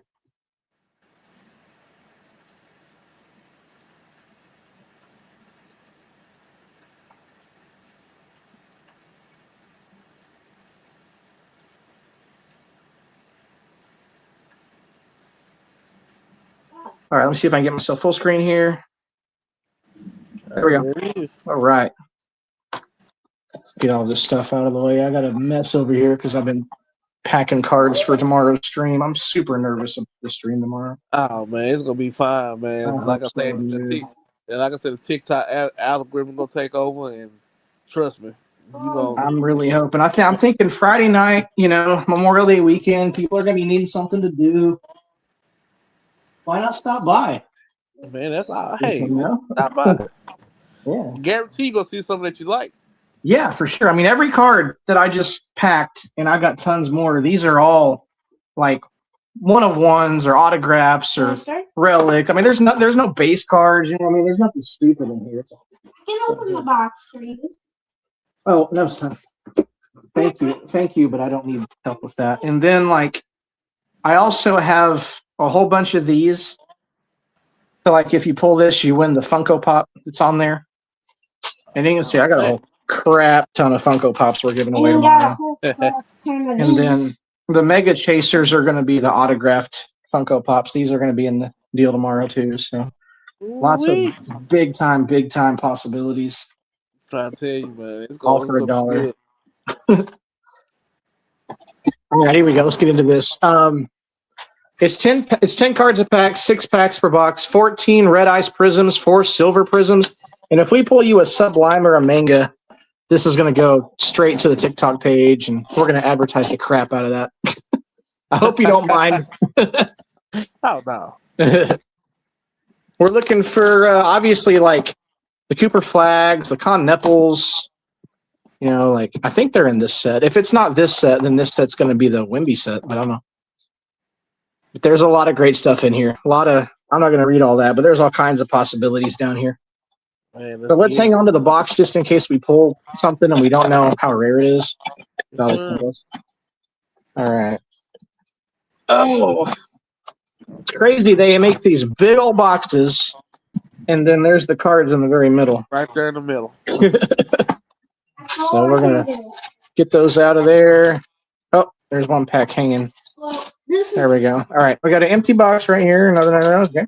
This is not all, but this is all I can do. Thank you, son. You were a big help. I appreciate that. Mini Duke helping out the deal here. Okay, let's get into this. I'm helping out this thing. Yeah, he's helping me stuff my mystery bags. Sure. All right, let's see if I can do this with a freaking broken arm. There we go. Okay. There's one of the reds. Oh, there's a bunch in here. Okay. Yeah. Oh, so they got a Derek White. Uh-oh. Missed one.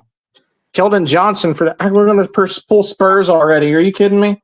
Jeez. Yeah, DFL. We got them all day. What up, son? Not now, son. When I'm done. I already told you 4 times. Jaren Jackson Jr. Another freaking Spurs. Zach Collins. Red Ice. We're going to get an Andre Jackson Jr.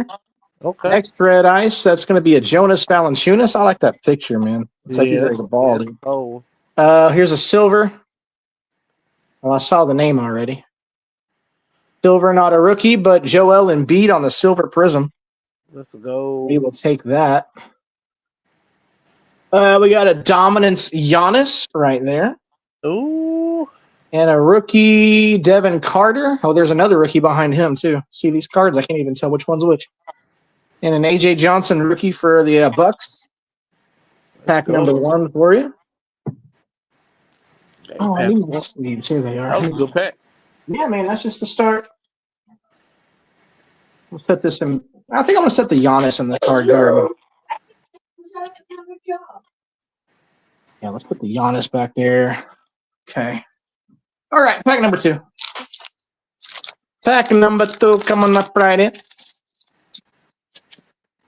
Oh, man, I love this set. Plus SGA on the pack. How can you go wrong with the MVP on the front of the pack? Like, we got some more reds here. I have Brandon Podazimski. I have another job. So there's one stuck for him again. Nicholas Claxton. We got Donovan Mitchell. Ooh, can't start that. There's the MVP right there. Shea Gilgeous-Alexander. MVP.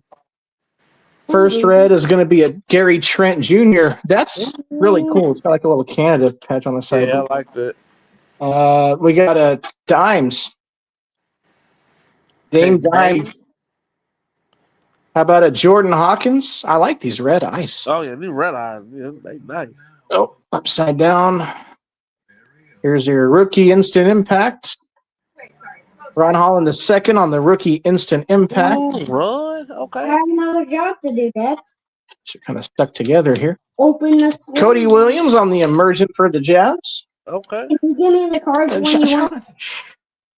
Harrison Ingram, and a Timothy Duncan. I think he was fairly good back in the day, from what I hear. Okay, Here, then. do this one. Let's leave. And then we'll get that put in the card garden. This? Yes, after you sleeve it, be very careful, and we're going to put that in the card garden. Now, if I get like a manga or something, I'm sleeving it. Next pack up. Scottie Pippen. Ooh, Junior, of course, not senior, but yeah. We got Derrick Rose for the Grizz. Fred Van Vliet. Fred. Jusuf Nurkic. Yes, One red coming up. How about an Andrew Nimhard? One in I like them. I do too. Name is a player. There's a Jaw. Ja. Now, every time we pull a Jaw, we got to do what the Breakers do. Bang! Leave. Oh. Upside down on the silver. Not a rookie, but it is RJ Barrett. RJ. Okay. This is We fire got it. pack. Oh, check out the Zion dominance. Ooh. Yep. A Kaysen Wallace. I guess that's the second year Kaysen, but I like that. He made some plays last night. Yeah, he did. And a Jalen Brunson. So there you go. Okay. Possible finals matchup for you right there. That was a fire pack. Yup. Let's get this one sleeps on.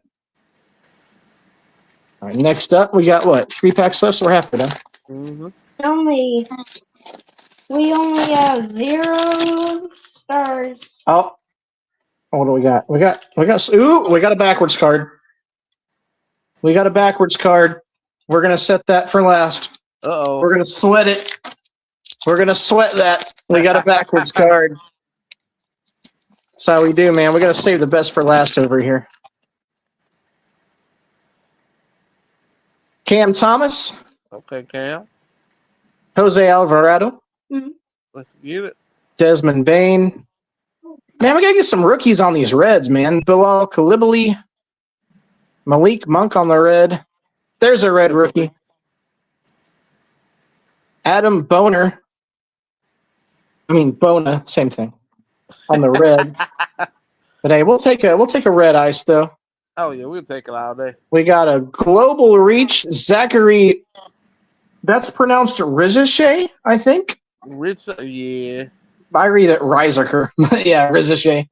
That might be the sleeve card for this one. Mini Duke's getting to work over here. We got a Coggon. a Darren Holmes instant impact. Thank you. I Yep. like that. Card garden over here. Wait, son. Okay, there we go. Nikola Dursic rookie. And a Penny. Check out the Penny Hardaway, dude. Oh, that was clean. Okay, Penny. We're gonna do the Rizichet because he's a pretty big name for a rookie. So we're gonna do that one next. Let me get another stand here. Okay. Next pack. Oh, you're not. No lifetime timeouts over here. Those are reserved for Texas teams that aren't the Cowboys. Did we just get another one? Oh, no, it's the glare from the first card. Okay, I got you. Keegan Murray. Uh-oh. Okay, Keegan. J-Dub. Aw. Now you're making me man. depressed, man. You're making me sad. He threw the J-Dub's out players. for the rest of the playoffs, or at least the rest of this series. Good news is we got AJ, so it'll be okay. Brandon Ingram right Oh, there. we got Shay. Hey, Brandon. Jalen Brown for a JB. red. Oh, check that out, dude. Ooh, Red that Prism Vince Carter. half man, half a man. That's nasty. Sleeve. A minute. Bro, it is. Alpirance again. That's a nice color match. It's shiny. That is nice. Oh, we got Cleveland. This is the Silver Prism. We got Cleveland. Not a rookie, though. Karis LeVert. Okay, Hoping I'll for a take bigger name from Cleveland there. And shiny. Chicago Bulls. Metalis Pizzellis on the Emergent. it. Ooh. And then there's a Stephon Castle. Let me sleeve that one because Oh man. that's a big one. Follow it up with a Melvin Ajincho rookie. Let me sleeve this one myself because that's a nice one. Especially if they end up going on to the finals. Oh, Don't you watch the do. thing. You do. No, I didn't do all the packs yet. We got the backwards card. We haven't done that one yet. Let me get this castle put in the card garden because that's a nice one. We're going to top load that. Why was that not going in there? What the heck? There it goes. I got it. All right, let's put this right here. Oh. All right, now we're going to have to sweat this one. Woo! Obi Toppin. Uh-oh, there's another one behind him. There's a Derek Jones Jr. behind him. We got a Colin Sexton right here. We got a Brandon Miller for the Red Ice. Neesmith. Neesmith. Wendell Carter. Silver Prism. Oh, wow. Check this out. What do you know about a little white chocolate? Oh, Jason Williams. Silver Prism. Nice. Trying to go. Oh, wow. We got 2 backwards cards, dude. Uh-oh. We have 2 backwards cards in the same pack. Speaking of Yao Ming. Yao. There's the Yao Ming. Fire. There's an AJ Mitchell rookie. Yes, sir. Ooh. Yup. Man, this last pack right here. All right, let me get a cover card. You know what? For good luck, we're gonna do the Emmett for good luck. No, the Emmett's too big. Oh my gosh. I'm so sorry. I thought the Emmett would work. All right, the first one that was backwards is a deep space Steph Curry. Oh my. And then we have. Is that? Oh, come on. A Tyrese Halliburton Silver Prism Dominance. Oh, wow. And a deep space Steph. Let me check the odds on these. Is that numbered? Wow, I'm surprised that's not numbered. There really should be a Silver Prism Dominance Halliburton and a deep space Steph. Can I see that box for a second? Let me see that box for a second. I'm going to see what the deep space odds were on this. Deep space. Why do I not see it on here? Emergent Prism Silver. Oh, it doesn't say. I think that's to 75. I think it's to 75 on the Silver Dominance. I think this one's to 75. Hey, Dad. According to this, Silver Prism Dominance to 75. It's not numbered, but that's like a super short print, so that's a nice one. Oh, yeah. What? When I was playing 4-2 on the game, I Let me figured take a out look on that you these. don't have just one card.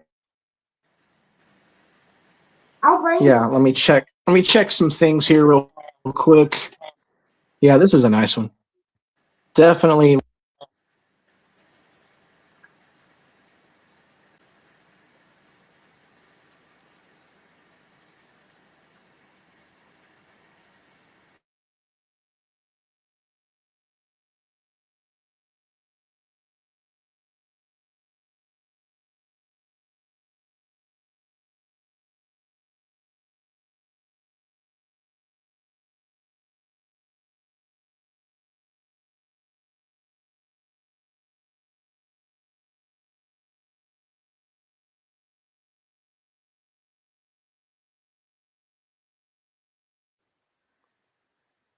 I keep kicking myself out of the studio for some reason. I don't know why. I don't mean to do that. But anyway, yeah, Deep Space Curry. Some nice ones, man. That was a nice box. You got some great rookies. You got the Deep Space, the Silvers. Heck yeah, dude. I like the Castle rookie. Oh, at the stage. We got an imposter. Let me kick him out real quick. There we go. Yeah, man. It's a silver Deep Space Curry. That's why it's backwards. Where's the cost? Because these are. But I'm a little bit peeved though that they put those backwards. But still, for a Silver Prisms Deep Space Curry, that's a nice one. Yeah, it's a nice card. Yup. You got some nice ones. I like the rookies you got, man. You got the AJ, you got the Castle. That Castle card, man. That's one. That one and this one. I mean, regardless, so you're set now because one of these two is about to go to the finals and most likely win it. So you're going to be set no matter which way it goes. But yeah, that Castle, his stock is going up man. very fast. Did you see that dunk the other night? Yeah, dude. We're talking about Wemby being able to do that. Dude, Castle went up. Yeah, he did. Like, dude. I mean, it was nice to see. Like, it was a cool play and all, but can you, like, not do that when you play my team? Golly. Yeah, I didn't know he had. I didn't know he had it in him like that. I think it was over Hardenstein. Was it Hardenstein? I think it was Hardenstein. Yeah, it was Hart. Because Hart was dogging Wemby for most of the game, so they said, all right, we're just going to let Castle dunk over you then. See how you like that? Crap, dude. He made it look easy. Yeah, because Hart actually did a decent job on Wemby. He did. He's a lot more physical player than Chet is, because Chet's kind of the same thing as Wemby. He's just not as tall.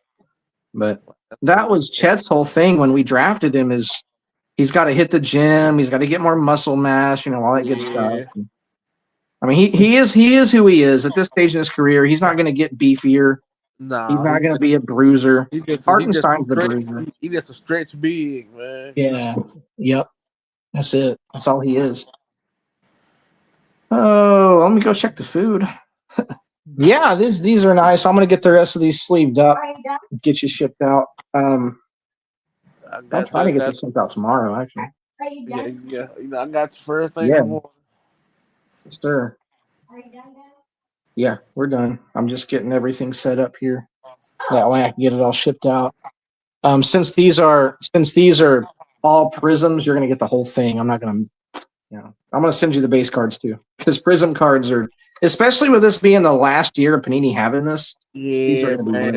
Panini been flying off the shelves like crazy. Yeah, they have. And they are better than top. Panini makes some good cards. They make some great cards. I love Panini cards, man. Yeah, they do. What?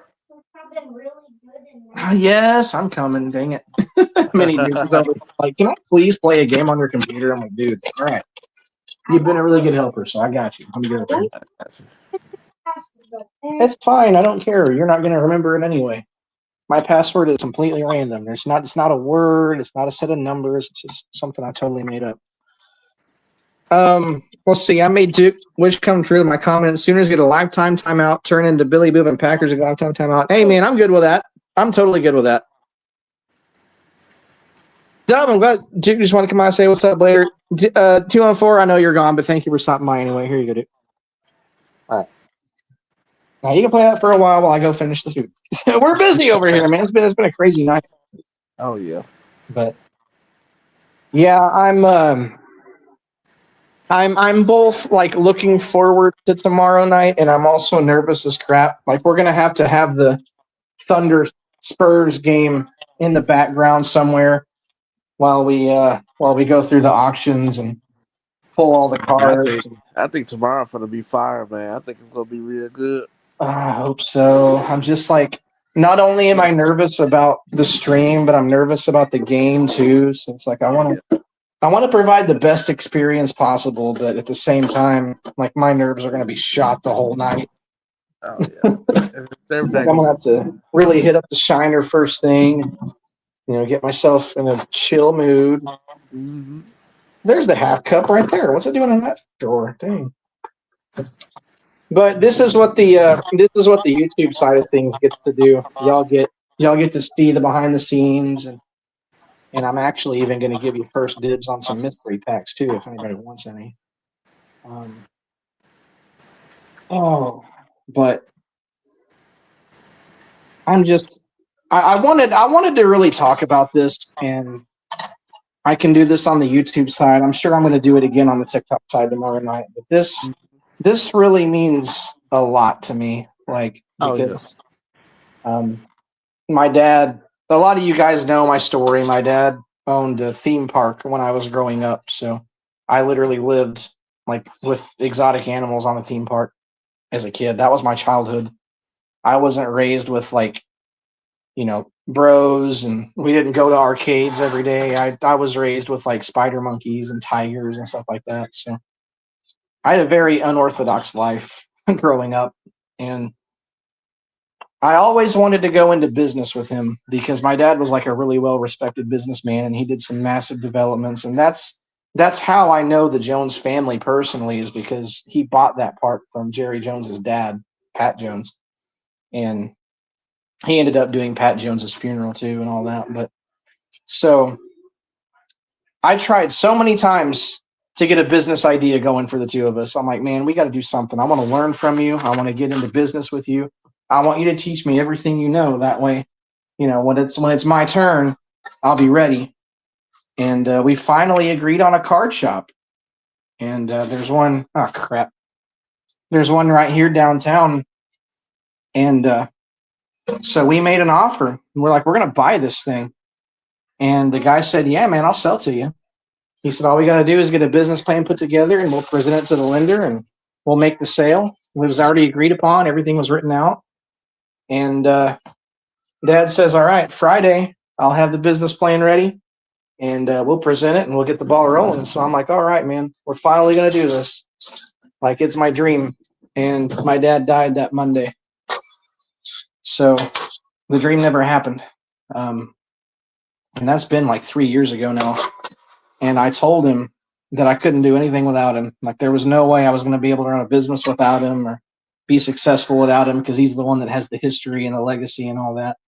Well, I finally, 3 years later, mustered up the courage to start my own business officially, do all the paperwork and everything else. So I did. And that's where Duke Sports Cards and Collectibles comes in. This is my shot. And the way I see it is, this is going to go one of two ways. Either I'm going to succeed and be happy that I succeeded, or I'm going to fail. And if I fail, I'm not going to live with the regret that I never tried. Because if I spend the rest of my life not trying to do this, I'm going to live with regret. When I'm like a senior citizen living in the old Duke's home, I'm going to hate myself because I never tried to do what I love. I never tried to open up a card shop. Right, my dad and I had planned out, and I can't live with that. So yeah, that's why Duke Sports Cards was born. And this live stream tomorrow night means so much to me because I'm going all out.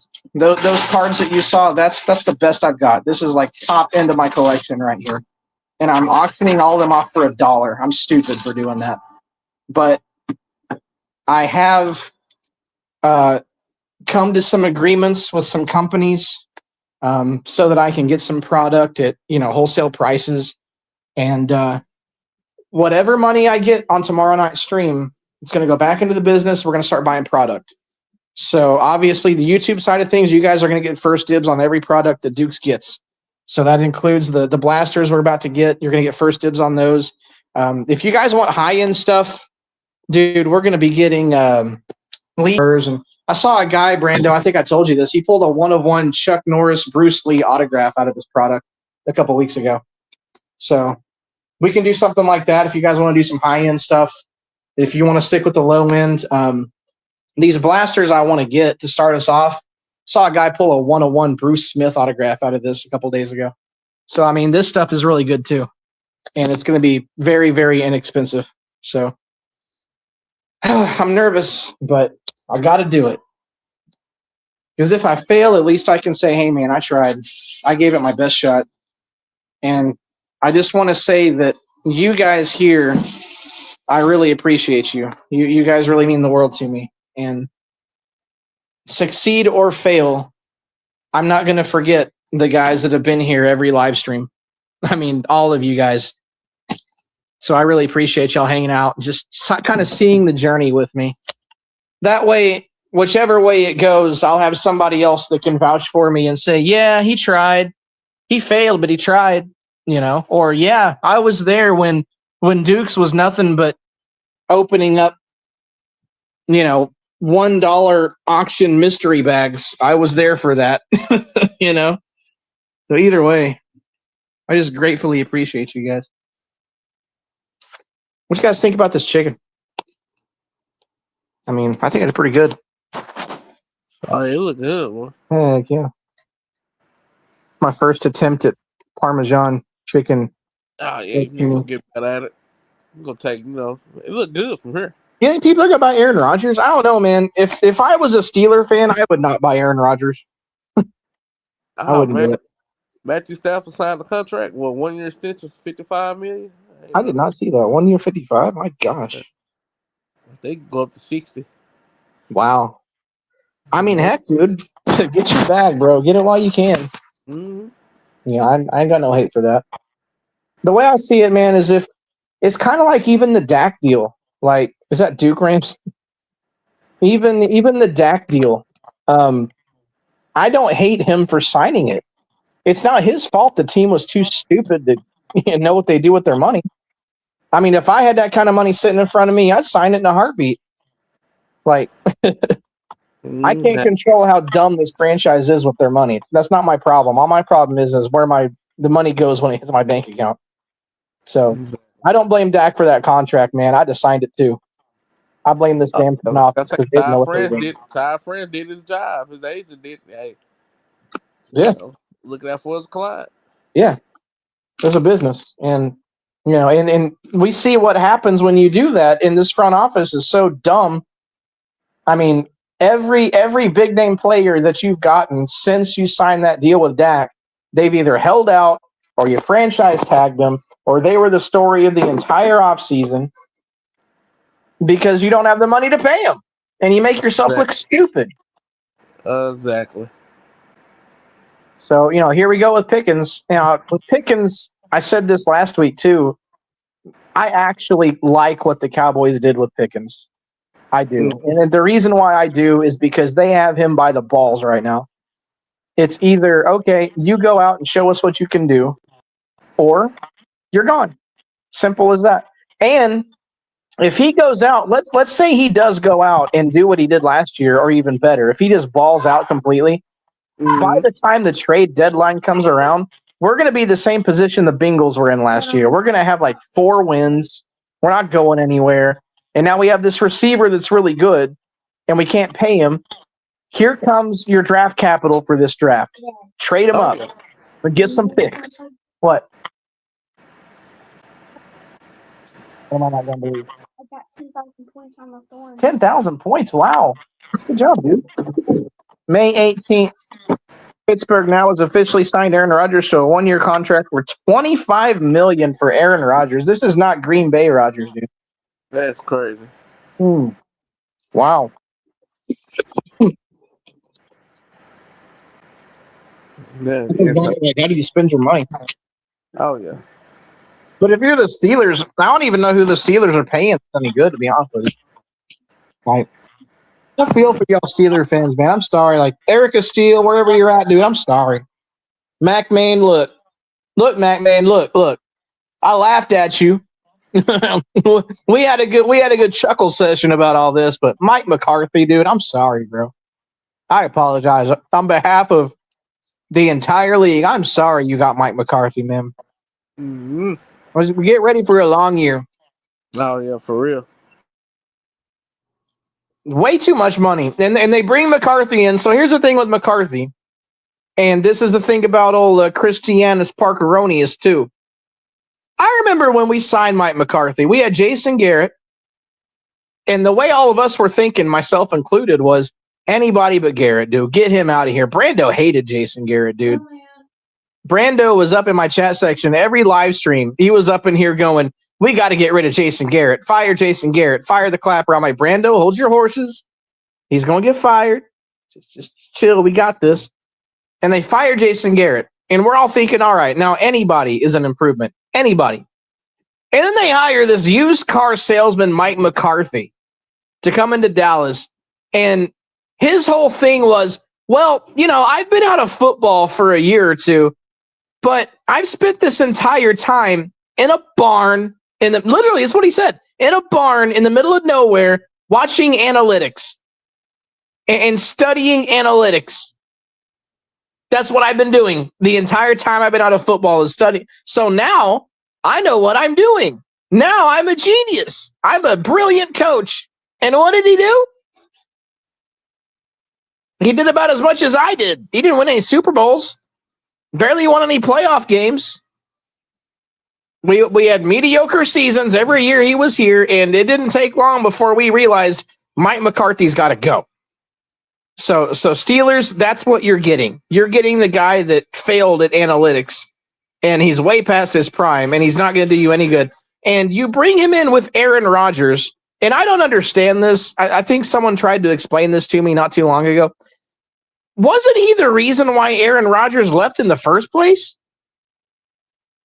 I think that he was. I think that him and McCarthy clashed towards the back end of them years in Green Bay. And people are trying to tell me, he's the reason he came back. Mm-hmm. And I'm like, what? Yeah. What are you talking about? So if you kick your old lady out of your house because you guys get into a fight and you go off and you move out and you live somewhere for 3 years and you decide to come back and here comes that old lady of yours that you got in a fight with, let's move back in together. This is going to be great. Mm-hmm. How you think it's going to work out? Like, you better be glad you don't have George Pickens in Pittsburgh anymore because that would make it 10 times worse for y'all. I mean, you think we got problems over here? Y'all got a circus over there, man. You got one of the Days of Our Lives soap operas in Pittsburgh. I'm sorry, Steeler fans. Like, good luck. The only thing I can say, the offense, boy, I say 4 verticals, straight verticals. I mean, hey, he gonna throw the ball. He gonna throw it. Yeah, he gonna throw the ball. Aaron Rodgers gonna be launching it. Him and DK Metcalf. Who's he gonna? DK, yeah, he's gonna throw it to DK. I was like, who's he gonna throw it to though? Yeah. Y'all want Devontae Turpin? Well, we'll give you a receiver that can run 40-yard dashes in 4.3 seconds. You know what I mean? We'll give you like a fast receiver that can run fast enough to catch all that. Mm-hmm. I don't know, man. But Pittsburgh, they're just like us, except that Mike Tomlin had a winning record every year he was there. So at least they always had some kind of hope. But if you really look at the Steelers, they've been mediocre for a long time now. They've been going through quarterbacks like I change underwear. I remember Mason Rudolph. I remember Kenny Pickett. Like, we could go down the list. Aaron Rodgers is there now. I mean, they have no idea what they're doing. They have no organizational structure at all. Pittsburgh is and not to mention you're in the same division as the Ravens and the Bengals. Who cares about the Browns? But you're in a competitive division. And the Steelers, back when I was growing up, the Steelers were the Steelers. They were like the terrible Troy Polamalu,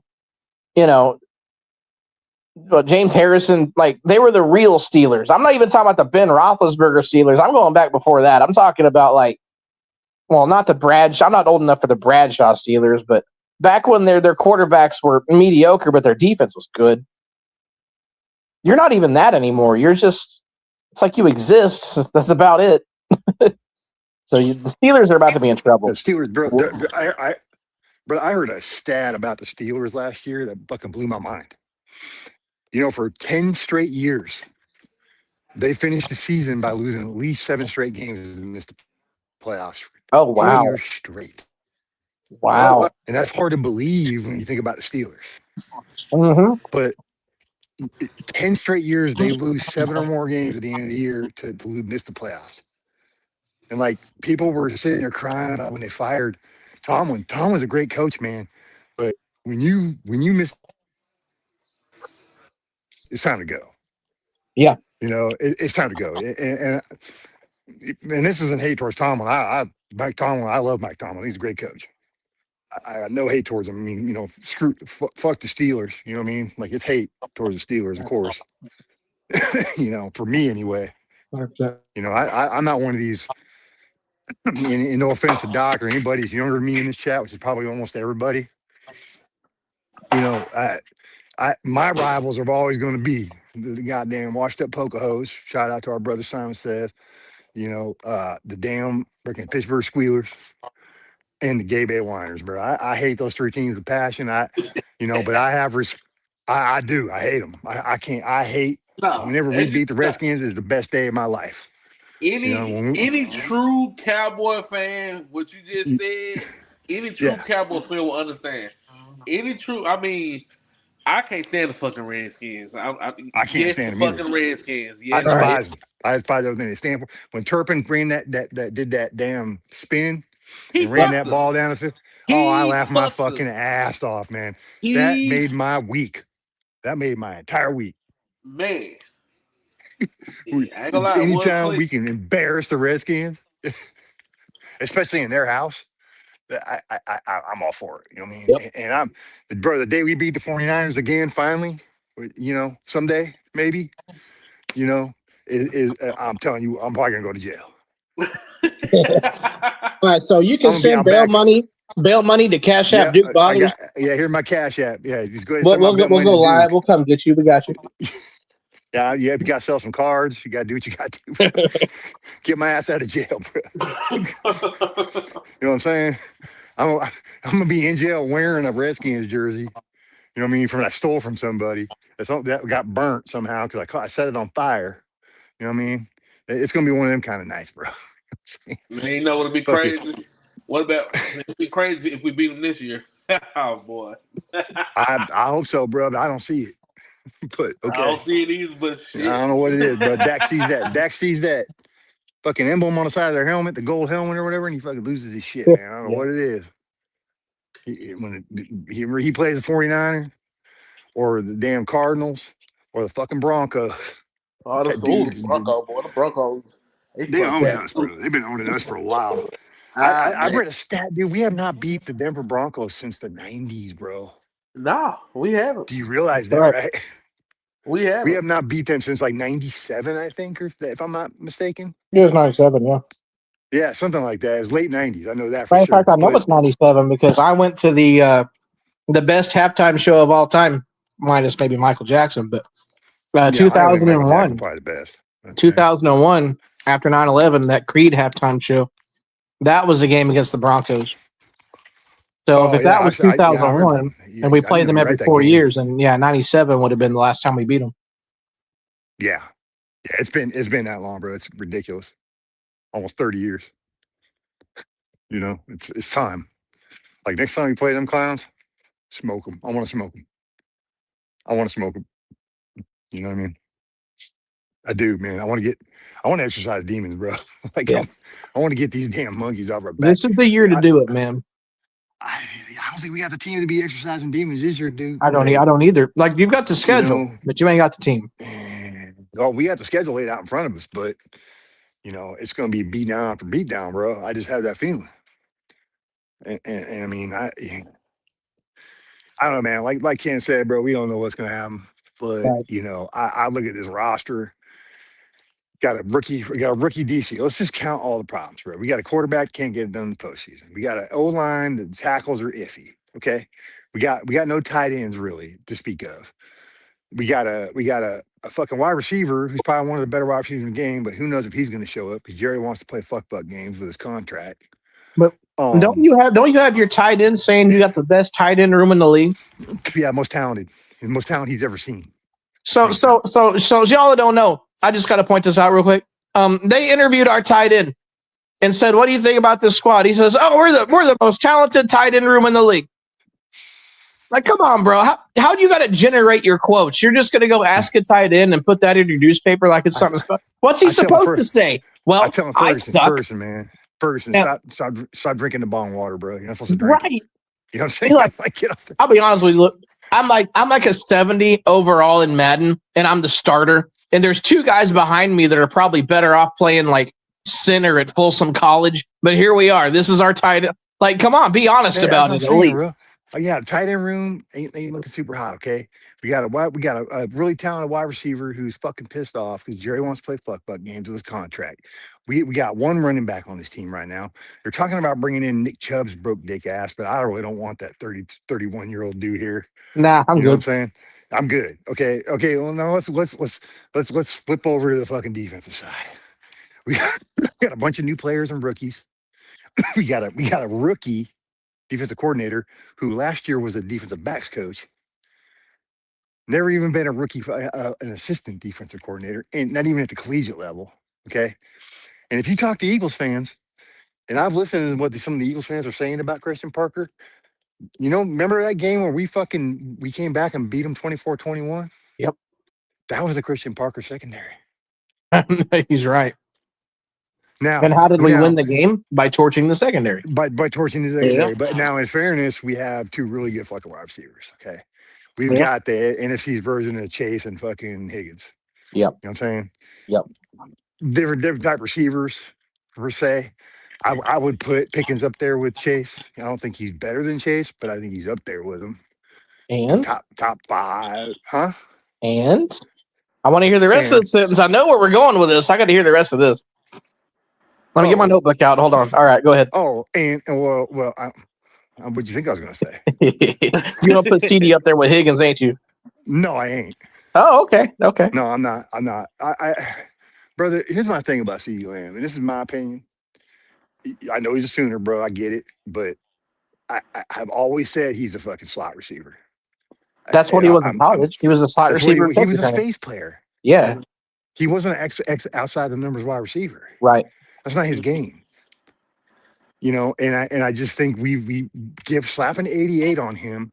You remember he wanted 10 because of Hopkins, because of D-Hop. Yep. And Jerry forced him to wear that fucking 88. And I kept saying, why? Why do we have to have a fucking 88 on this team? If anything, fucking Pickens should be wearing fucking 88. But I don't think he's earned it yet. I don't like the lazy shit, taking plays off. And I saw it with my own fucking eyes, so you can sit there and tell me it didn't happen, but I saw it. Taking when the play's not going his way, he's lazy. He doesn't try to sell it. I saw him, now in fairness, when CD went out, Pickens went off. And to tell you the truth, this offense looked better with CD out than it did with CD in.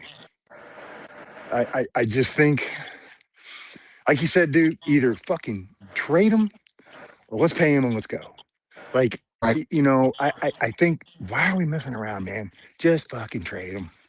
If you don't want to pay him, just let's just get some draft capital.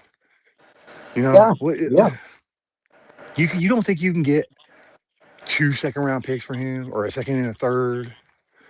If we can't get more for him than we gave up for Mingo, we in trouble.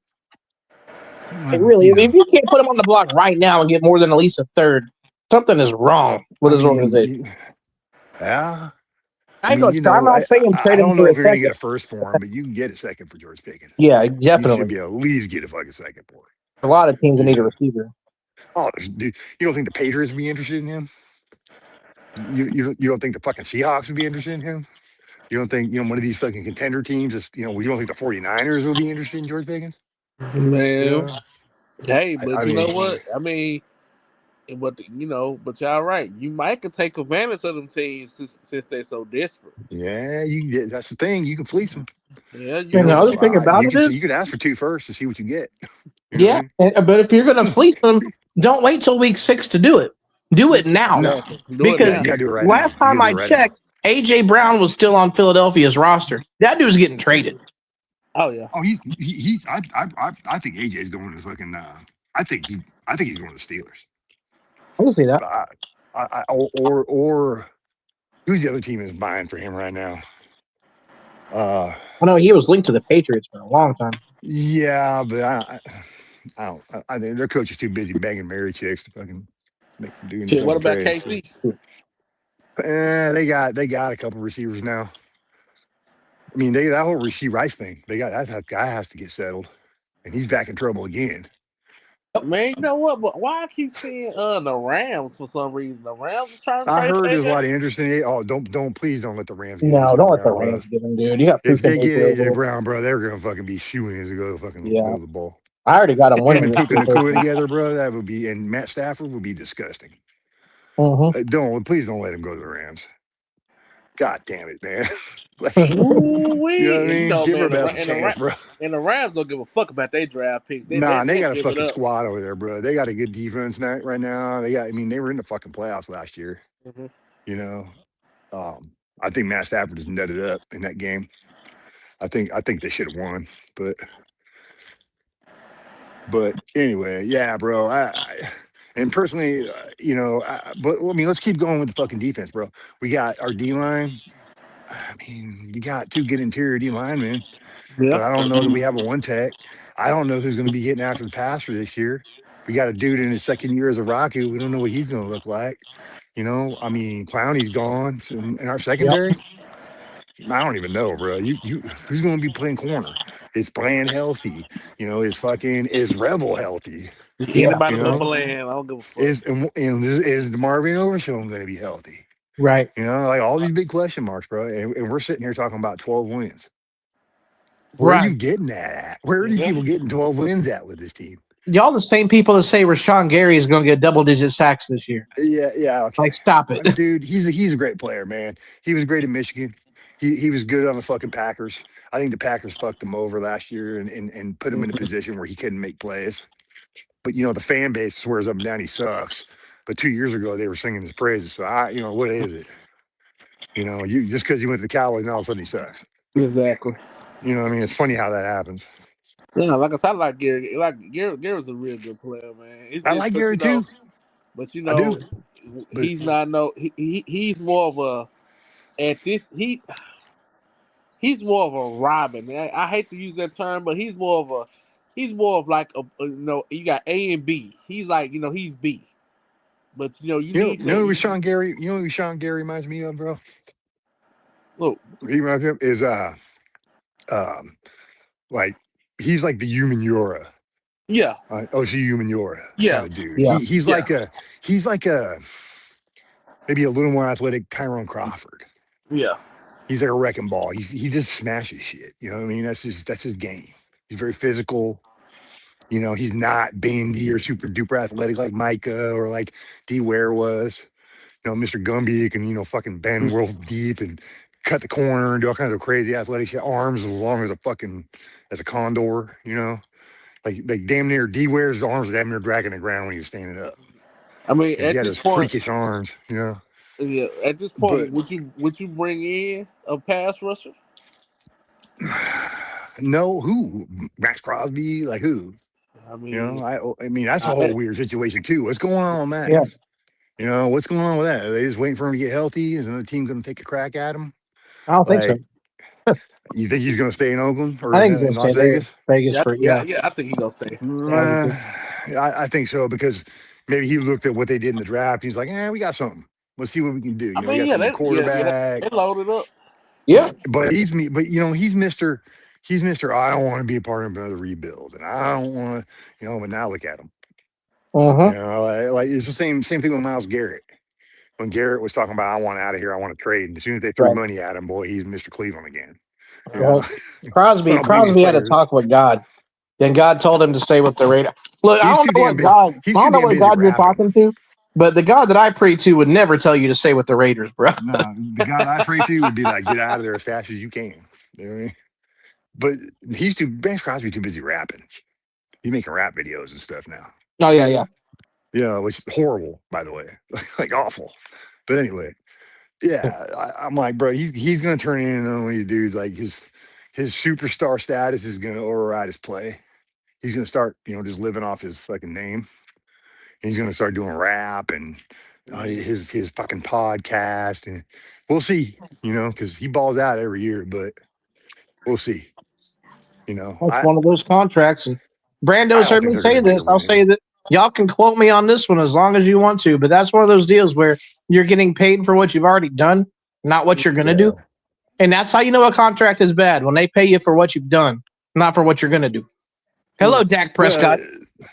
Well, yeah, that's the thing, and you're paying them based on potential, but you're basing the potential off of what they did last year. Exactly. And you can't, the NFL's a year-to-year game, man. You don't know who's going to ball out. Like the big names this year, half them dudes may not even have a big year. Just a mediocre. You don't know.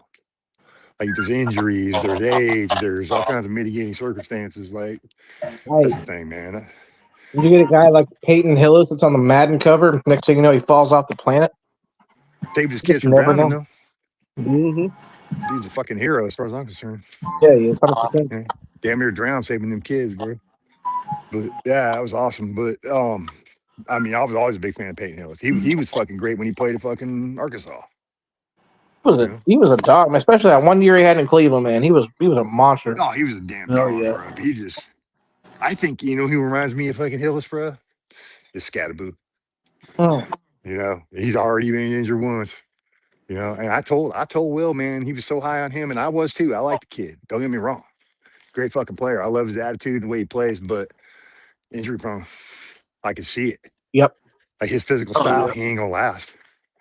You can't do that to everybody in the league, bro. You're not gonna be able to run everybody over, homie. You know what I mean? You're gonna do that to the wrong dude and get your bell fucking run. Yeah. You're gonna run across a Cam Chancellor type dude is gonna fucking hit you hard. Yeah. He don't give a shit. You know what I mean? He's gonna come in with everything he's got and nail you. Yeah, you can't do that. You can't. And if Harbaugh's smart, he's gonna tell him, yeah, you tone down a little bit because you're gonna fuck yourself up out here. This is the NFL, bro. This ain't ASU no more. You're not in the Pac-12. Hey, and I'm gonna tell you somebody else. Well, man, Jackson Dart, shit, he the same fucking way. Yeah, that's what I'm saying, bro. Didn't he get banged up last year? Yep, sure did. Yeah, he got banged up. That's what I'm saying. These boys want to play physical. That's cool. Yeah, but this is a big boy league, man. You Yeah, gonna do that shit against a good defense? They're gonna jack you up. Yep. Then you play the Cowboys twice a year. Yeah, but I mean, that's a gimme. This fucking defense. I'm sorry, I don't believe in old Parker Ronicus. I gotta see it, bro. Because this dude, like, I don't know things he's been saying. I don't like none of it. I don't either. I ain't heard him say nothing about physicality. I ain't heard him say nothing about fundamentals like I don't know, tackling. All they've been talking about is multiple this and multiple that, and I'm like, okay, that's great, but can we get the basics down? Can we tackle? Can we be in the right gap? Can we hold up blocks and let our linebackers run free? Oh, can our corners, not play 30 yards off the ball every snap? And all this talk about, and what's funny, man, is they've been talking so much about these corners and they've been talking about these are zone players or zone players. These guys are zone players, So here we go. We're gonna have dudes playing 15 yards off the ball. Yep. You know what I mean? Giving them all kinds of cushion. And I don't understand it. I want to see a different defense this year. I want to see. I don't care if we're not good enough yet. I want to see more physicality. I want to see hitting. I don't care if we're getting ran over, hit. Show me the desire to play physical. We may not have the dogs to do it. But let's play more physical. Let's be more sound. I don't want to see corners getting tooted up and they're face down, ass up in the end zone on national TV. Drawing bland. You know what I mean? Like, I want to see that shit. That shit was so embarrassing. Like, so embarrassing, man. I felt ashamed that day. I was ashamed. Boy, Gills put him on God. the boy. Gills put him in the blender, boy. He does that to a lot of people, but you know what I'm saying? Like, I don't want it to happen to us. He's not my guy. They ain't get done like the Ron Bland. I had so much high hopes for him. I had high hopes for Bland, man. I really did. After that 6 pick sixes he got, to break the record, it was just an amazing feat. Simons was big on him, man. Because he played at Fresno State. He's a Fresno kid. Yeah. So he knew him. Yeah. So I've been rooting for him because of that. But get your shit together, bro. You know what I mean? Like, if you got to start playing at the slot, because I think that's where he belongs, is in the fucking slot. But that's just me. I mean, I think when he caught out them picks, when he was in the slot then, right? Yeah, he was playing zone. Yep. Yeah. He's a zone player. They fucking Eberflus wanted him to try to play man. And so, but then he had him playing fucking 12, 15 yards off the ball, man. And I'm like, let's go up and jam these receivers. Let's disrupt their routes. I don't care. We got 6'4" corners, man. These dudes can't go down there and jam these little receivers. Right. They can't, just give them the arm tap, just to harass them and irritate them. The whole old school, sticking your arm in their chest is stupid because they'll use your arm against you and get leverage. Yep. But you fucking sit there and you hit them with your hand as you're moving down the field, and it disrupts them and it irritates them. And if the dude jumps up and catches it over your fucking head, I want you in his hip pocket. I ain't gonna get mad if you get beat on a good play. Right. Like, these dudes are pros too, and they get paid, so they're gonna make plays. Yeah. You know what I'm saying? I don't get mad about that. I get mad when you're face down, ass up, on primetime TV, getting getting your legs broke. The thing No. that kills me about our corners for years always has is when they're running with the receivers, and either they just my mom would always say they wait for them to catch the ball and then they tackle them. That's all they do with their whole job. Or they do the stick their arm up shit. Yeah, They see them looking up. They play the eyes. No, and turn around and play the fucking ball. turn around and play the ball. They don't ever do that. Over the underthrown. Yes. God damn it, man! Because what happens is the receiver stops unless you run past and he catches the ball. Because you're not looking, man. Turn around, fuck him, dude. You can sense how close he is. Watch the ball. I thought that was cornerback 101. I never played corner, but I remember coaches telling them, "Turn around, get the fucking ball." All the time. Like I'd hear it. I'd be like, turn around and fuck yourself, dude. I'd be screaming at the corners. Linebackers do. And we scream at corners all the time. What the fuck are you doing, man? Corners be fucking up all the time. But anyway. Speaking of corners fucking up all the time, what team is Trayvon Diggs on right now? I don't think any. That's good for a friend. Yeah, he's free agent. but we made a huge mistake letting him go. Yeah, for sure. 90%ers. 90%ers were really upset about that. It was disrespectful to Diggs. You don't think Diggs disrespected us? They disrespected the team. He didn't want to be here, man. Get rid of him. I don't care. I don't care how many interceptions you had in one season, bro. I don't care. Like that was then. This is now. What did you do after that? Nothing. You couldn't stay on the field. Right. And then you want to have an attitude problem on top of it? Bye. And I like that they got rid of him, that they had the balls to kick his ass to the curb, because 5 years ago they wouldn't have. Yep. They would have kept 100%. dealing with his bullshit and kept putting up with his nonsense and hoping beyond hope that he would return to form. We keep him 3 years too fucking long, like they did Orlando Scandrick and all the other clowns that they had in the past. There you go. Oh, Scandrick was like an asshole. I couldn't stand that guy. I didn't like him either. He's had a bad attitude, man. Like for no reason, bro. I got a chip on my shoulder. Okay, well, you ain't playing like it. You know what I mean? You play like you just happy to be here. But yeah, man, we got problems. But you can't sit here and tell me this team's a 12-win team, bro. I don't see it. But okay. But this schedule is gauntlet, man. Yeah, it's hard. It's hard. It's a hard schedule, man. Yeah. I ain't gonna say supposedly. That middle section, that stretch, like 5 games, man. If we can win 3 of those games, I'll be excited. I'll be happy with that. I would too. That was that 5-game stretch after I think it starts week 4 or something like that. I gotta look at the schedule again, but yeah. You think this is Dak Prescott's last year?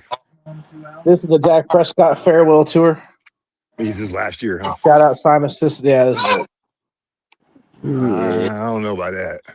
I mean, I think he's going to be here next year too, for sure. This is a contract. They're going to play it out if they don't extend him, which I can see happening. Yeah, I can see that too. There'd be riots in the streets, dude. No, I don't even think so, bro. I think the fan base would be excited about it. Oh my gosh. Well, I think they would be. I really think they would be. I think they would be throwing a party because they truly believe that he's a championship level quarterback. I don't know how. Well, because they blame the defense for everything. We lost 2 years in a row to the 49ers because of the defense. No, they held them to 19. San Francisco, they held them to 19. So, that was on the offense. Right. Dak couldn't stop throwing picks. Yeah, and we're playing Zeke at center. Yeah. That was a fucking brilliant play. I don't know what they were doing there, but typical Cowboy stuff. But, yeah, bro, it's going to be interesting to see, man. I don't even think it's going to be. It's not going to be interesting. It's going to be predictable, I think. And I'm gonna say it now. I guess I say this every year because Simons did too. But I'm staying away from training camp. I don't care. Don't come in here, Brando, and tell me, oh, so and so did great at training camp. I do not care what they did at training camp.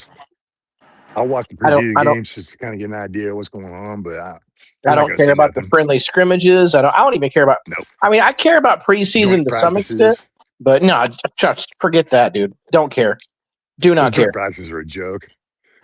It's always all the Rams beat us. I'm like, it's a fucking practice, man. Yeah. Like, now I am going to take Mini Duke down to the open practice in Dallas or Arlington when that happens. I don't know when it's there. Frisco. It's in Frisco. We're going to go down to that, but we only do that because of the atmosphere. Mini Duke loves doing that, so we'll go to the open practice in Frisco when they get back from training camp. I may have to come to that. Yeah, I mean it's fun. Y'all there? I may have to go. I haven't been in open practice in a while. You know, I might go. It's fun because I mean it's free. You go in there and watch Cowboys a little bit. You know, it's cool. Yeah, I mean it's cool, man. I don't go in there. You know, I'm not doing film sessions. You know, I ain't opening up my YouTube channel going look at this. You're not gonna do a video, bro. Look at me, man. I'm at the practice. Yeah. Like you did something. I traveled all the way from Kansas to be here for this practice. Man, this shit team looking sharp. Look at the way they run those fucking 9 routes down the field. Look at that in their pajamas. Yeah, right. Yeah. Look at it. Look at them. I mean, what are you talking about when you're making a video about a practice? Practice? We're talking about practice? We're talking about practice. Playoffs. Classic sports moment, dude. Playoffs. Playoffs? I'm just trying to talk about practice. I mean, at this point, I don't even think we can win a game. I feel the same way, bro. I feel you. Oh, man, I think we're going to win a couple games this year. But because you know why? Because you play to win the game. Well, yeah. I mean, shit. But we need is Coach Klein and his green notebook. You know what I mean? My favorite one this year, I do the Mike Gundy all the time. I'm a man. I'm 40. I'm a man. I'm 40. Because I am 40, so I can say it. I say it all the time. About me. Say it to Mini Duke all the time. I'm a man. I'm 40. Another classic moment. My favorite one of my favorite ones is when Coach Ogeron was at LSU and he was trying to do an interview. And all the players are in the background hooting and hollering. He's like, excuse me for a minute. And he walks behind the backdrop. Hey, shut up. I'm doing a damn press conference. Comes back around. Sorry about that. Boys will be boys, man. Yep. Yeah, that shit was funny. Fucking Coach O. You know he's back at LSU now. Oh, I didn't know that. Right? Yeah, he's I think he's gonna help with the recruiting and scouting. Okay. He's a damn great recruiter. That's good because LSU needs to be back on the map, like recruiting and all that. The way it all went down with Lane Kiffin, everybody's all sour about it. Right. It's like I don't care if I can give a fuck about either one of those teams, especially Ole Miss. Like who cares? Nah, forget that. Like Ole Miss really thought they had a shot to win a fucking natty last year. I'm like, no. With Trinidad Chambliss? Come on, bro. That's what they were all bitter about it because they felt like he didn't put in his best coaching effort because he was already out the door. Right. And then his recent comments about how it's fucking ghetto down there. It's Ole Miss, man. What do you expect? Yeah. I tell Lady Duke all the time, out of the 50 states in the country, Mississippi would be the 50th for me to choose to live. Yeah, Mississippi's a dump. Mississippi's trash. It's a fucking dump. If you drive through there and then you go over the border to Alabama, it's like night and day. It really is. It's like trash. And Alabama's not, Alabama's not Ivy League, but compared to Mississippi, it sure looks cleaner. Like it's a lot cleaner than fucking Mississippi. Yeah, so is my. I've been all through both those states, and I'm telling you, like, fucking yeah, dude. Fucking even if you stay like on the Gulf Coast, and drive through like on the coast, it's still it makes the coast look bad. That's hard to do. Well, the Alabama coastline is so much better. Oh yeah, it is. It's like Mississippi's the poorest state in the country. It's like super fucking poor. In shows, you know what I mean? It's just crazy. But yeah, it's not a place that I would choose to live. No way. Like why anybody would even accept a recruit there to go play? It's beyond me. Like if I was going to be a college athlete, I'd go to a college town. Bro, I wouldn't go to Mississippi. He's going to be a massive bust when he goes in the NFL. 100%. Yep. He's going to be massive, but plus he's going to be like 30 by the time he goes to the league. So I mean, I've been playing college ball for like 7 fucking years now. Him and Carson Beck. Yeah. Mr. Steeler. Remind me of old Chris Winkie. Played college for like 10 years. Chris Winkie, yeah. Dude. Dang, man. I haven't thought about that guy in forever. I'm kind of surprised. I think he just graduated Florida State a couple years ago. What I heard. Remember the massive disappointment that Joey Harrington was? Oh, not tonight. We're just going to load some more mystery backs while I'm in the fleet. Yeah. You remember Joey Harrington? Oh gosh, yeah. And he was one of the guys too. Like when he was in Oregon, I'm thinking, dude, Harrington's a dog. His dad's training program, and yeah, his dad is state of the art. He was bred to be an athlete, and he was super. I went to the pros and just disappeared. Go to Detroit, and that's it. Went to Detroit and disappeared, bro. He was one of the ones that really surprised me. I really thought he was going to do something. For sure, he was going to be fucking. Yeah. You know, when they brought Harrington, I was like, oh shit, Detroit got Joey Harrington, man. That might be a fucking problem. Here we go. They finally got a QB. Nope. That's what they thought. That's what they thought. Yeah. You think he was the biggest bust ever? Or you think Brian Leaf was the biggest bust ever? The craziest football name I've ever heard of? I mean, I got some good ones, bro. No, I said, do you think he's the biggest bust ever? Harrington. Or do you Harrington, think it was, he's up there. I still Ryan Leaf. Ryan Leaf. Trent Richardson's up there for me too. Trent Richardson. Oh, man, I was so disappointed. I couldn't believe that. Yeah, well, shit. What's his name that went to the motherfucking Raiders? Quarterback. Jamarcus Russell? Yeah, Jamarcus Russell. Huge fucking bust. And they knew it before he ever broke for camp. They knew he was going to be a bust. Yeah, that's what's funny about it. Yeah, he was a bust before he took a snap. Yeah, I think he's one of the biggest busts. I think Johnny Manziel is a huge bust. Yeah, I agree with Manziel. At least he played. He played for sure. But I think his fucking partying is what did him in. He used to take it seriously, but he had the talent. Yeah, he definitely had the talent. He was like a four-man. He was Baker Mayfield before Baker Mayfield happened. He was the first Baker Mayfield. Mm-hmm. You know, that attitude and that that fucking I'm not going to lose attitude. And, but his problem was he was from Texas. You got to get an Oklahoman in there to make it look good. Yeah. That's the only problem. He just liked to party too goddamn much. He was a man, and he's still man. Like for some of these other card companies, he still does signings, memorabilia signings. The people pay good money for Manziel Texas stuff. Legend, bro. Yeah, Texas legend. It surprised me how many stuff he signs and sells. Just like Colt McCoy played for the fucking Fagskins, but he's still a legend in my book. Yeah, he's a Longhorn legend, man. Well, let me ask you this: all right, if I brought in a box of football product, let's say I get a blaster box that has one guaranteed autograph, would you be more excited to pull I'm trying to think of the crappy quarterback? Somebody that's not very in the I can't say Aaron Rodgers because he's been good. One the worst quarterback in the league, somebody that sucks. Let's say Tim Tebow. Yeah, Tebow's good. Would you rather pull a Tim Tebow autograph or a Johnny Manziel autograph? Tim Tebow. See, I kind of would too. But a lot of people would say Manziel. Blows my mind. Tebow won a title though. Tebow did win a title. So, but he was a preacher and a bunch of criminals. He had his playoff moment too. Tebow did. So at least he did something with his career. Dude, he fucking won a playoff game. Yeah. Yeah. I mean, Tebow, I never had any illusions that he was going to be a superstar pro. No, I didn't either. He was never a quarterback. But he's a winner. Tebow he doesn't quit. He works hard. He's got integrity for days. I mean, look at what he does now. And I'm 100% a Team Tebow fan. I love Tim Tebow, but screw Florida. I like what he does. I like his charities, and I absolutely love that he's a part of that he's rescuing kids now. Yeah, and overall, and awesome. Fighting trafficking. So, man, his organization does a lot. Yep, I looked into it. Yeah, Tim Tebow's a good dude, man. I have a lot of respect for Tim But screw Tebow, Florida, Percy Harvin. I hope you choke on nachos. Screw all of it. But that team, that Florida team, was a bunch of criminals and a preacher. Yeah. You know what I'm saying? And I was on YouTube doing hate weeks against Florida when we lost to them in the national championship game. Yeah, that shit. Remember, I made a video with a bottle of Gatorade, and I ripped off the Gator part and turned it into Soonerade. Like, we're going to kick your butt, and then we lost. Yeah, bro. They did whoop your ass too. But that Not team, you even weren't that gonna wasn't even beat that team, close. bro. You weren't gonna beat that team, bro. No, They that were wasn't gonna fucking happen. loaded. Yeah. That team was loaded, man. That's the last time Florida was good. You know, You're right. they've Yeah, dude. they have fucking fallen off big That's time, dude. wild because like Florida was a powerhouse for a long For a time. long time, bro.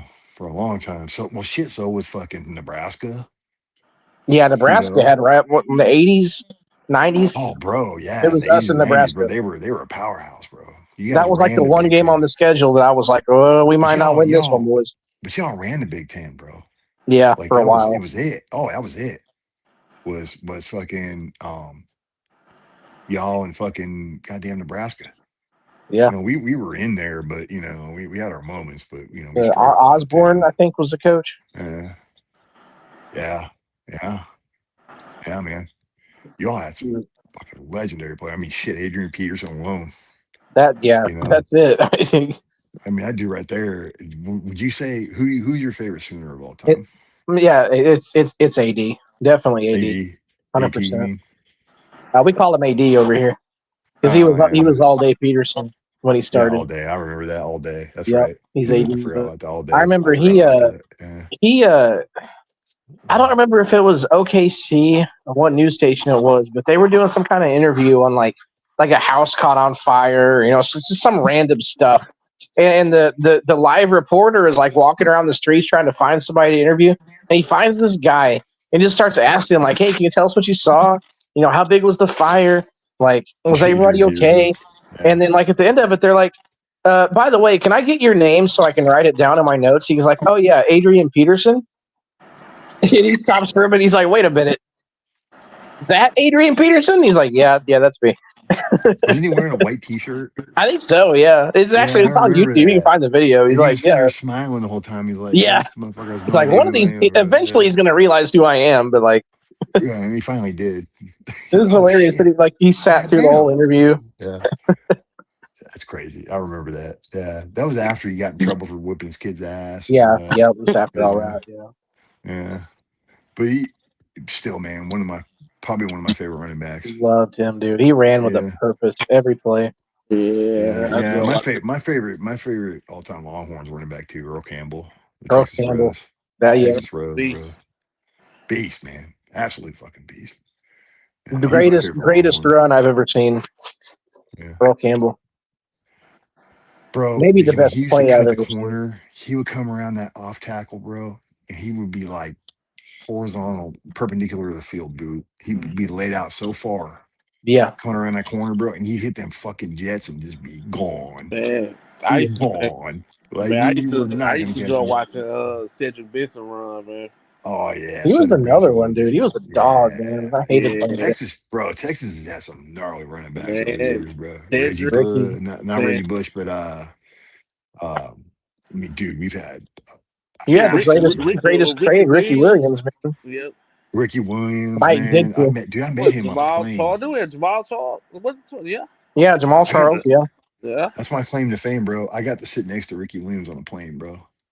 Flying from Denver to Seattle. Did you get a contact? I sat down and at first I didn't recognize him. I sat down and here me, a massive Longhorns fan, I don't recognize Ricky Williams.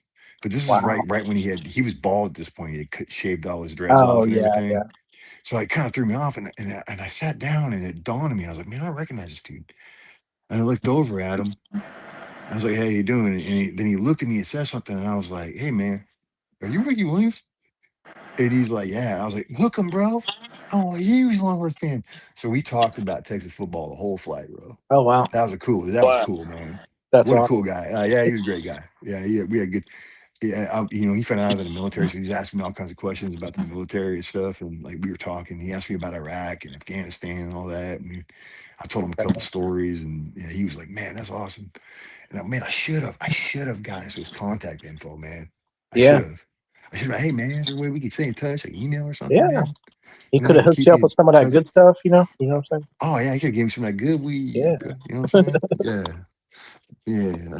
I said, hey, man, we're going to the bathroom guy, bro. There is a guy on staff now that I really want to meet, and I'll make the trip to Norman any day of the week. I gotta meet Jason Jason. Witten, dude. I gotta meet Jason Witten. I love it. Oh man, I mean, my son's middle name is Witten. He's one of my top 10, easily top 10 favorite Cowboys ever, maybe top 5. I love Jason Witten. You think he's going to be the head coach of Tennessee one day? I would not be surprised, but like his boy is, he's coming to OU linebacker as a recruit, so he'll be here for a little while. That's why he came to Oklahoma. Yeah, He wants to be close to his kid.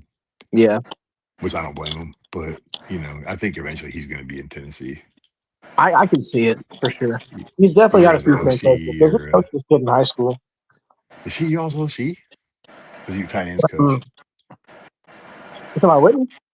Yeah. No, Witten coached that OKC high school he played at. He's been coaching high school. Liberty, was it called Liberty or something like that? Yeah, Liberty Christian.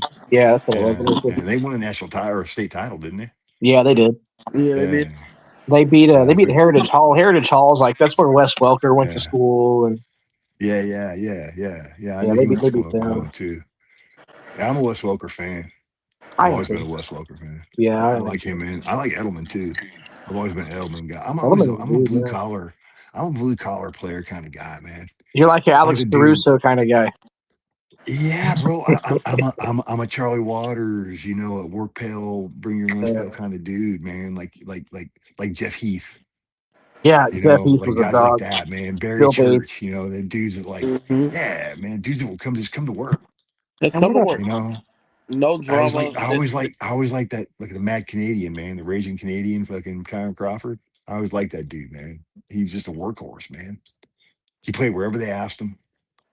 It seemed like every year he was in a different spot, and he never bitched. He always brought his A game as much as he played as hard as he could.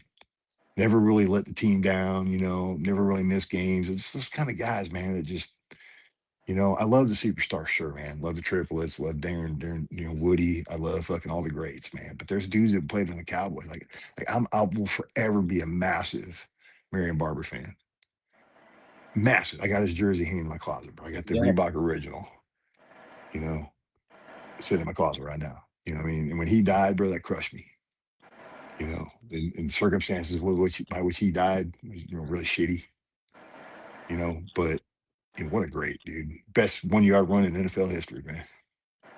I was there to see that, dude. Just in person, greatest player I was in the house for that one, man. I was in the military. Oh. I watched it on TV, but man, it was just incredible.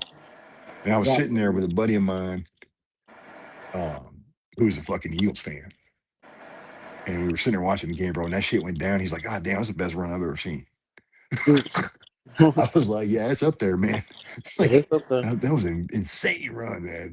The only run I've ever seen that I put above that was that Earl Campbell run. That was the only one. I've never seen anybody, especially that, because the team he was up against, that Patriots team, dude, to go in the back of the end zone and go sideline to sideline like that against that team, no way. Yeah, bro. Earl Campbell was just a fucking machine, but yeah, he dude, to me, the greatest single game I ever watched anybody play was the Giants game when Emmett separated his shoulder and he finished the game. And John Madden was the only time he ever did this. He went down in the locker room and shook his hand. Yep. John Madden had never done that before. And and Emmett tells a story. I was sitting there. I'm in fucking excruciating pain. They couldn't give me anything for it. So he had to take the plane right back, and he was just in miserable pain. But he said, John Madden came down in the locker room and shook my hand. He said that just made all the pain go away. Wow. That's a big deal. To get that kind of respect from that dude, you know what I mean? That's crazy. But that, to me, was the greatest single performance I've ever seen on a football field. That, and when Jason Witten came back from that spleen surgery the following week and played, that was the gutsiest shit I've ever seen. And he earned my undying respect from that day. That and the Philly game or the Eagles game when he lost his helmet. Yeah, and kept running. Oh yeah. And they made the rule. They made the Witten rule because of him. If you did. Playing lose his helmet, they had to blow it dead. Yeah. Yep. Yeah. But I mean, that dude, that and that spleen game just cemented Jason Witten as a fucking legend to me. Probably not, Brandon. Probably not. What did Brando say? I didn't know. He said we're gonna pull an all-nighter with this stream. Oh shit! We've only been alive for 3 hours, man. Just that's just the beauty of conversation, man. Yeah, man, we having a good time. This is what happens when you enjoy the company of people around you. You know. Yeah, time flies, man.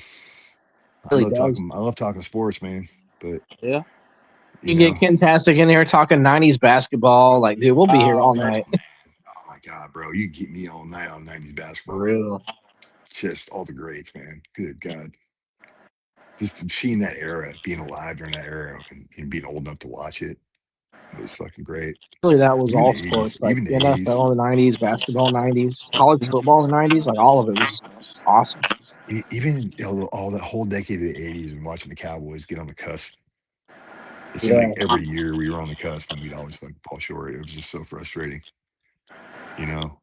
That's why it's so rewarding. Like, because you get to see the build up to it. You got to see the 80s. You got to see the terrible defenses. But then you saw what it took to get there. So when you get there, you really appreciate it. You know? And that's what I think. That's the thing. We need to make a serious run so these fucking fans will shut up. Right. You know, and start understanding what it takes to win the championship.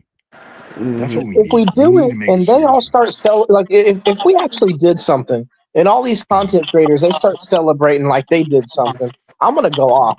I'm about to go viral up in here. You know how long I've been waiting on YouTube for the Cowboys to even make it to the Super Bowl? Like, longer than some of y'all have been alive.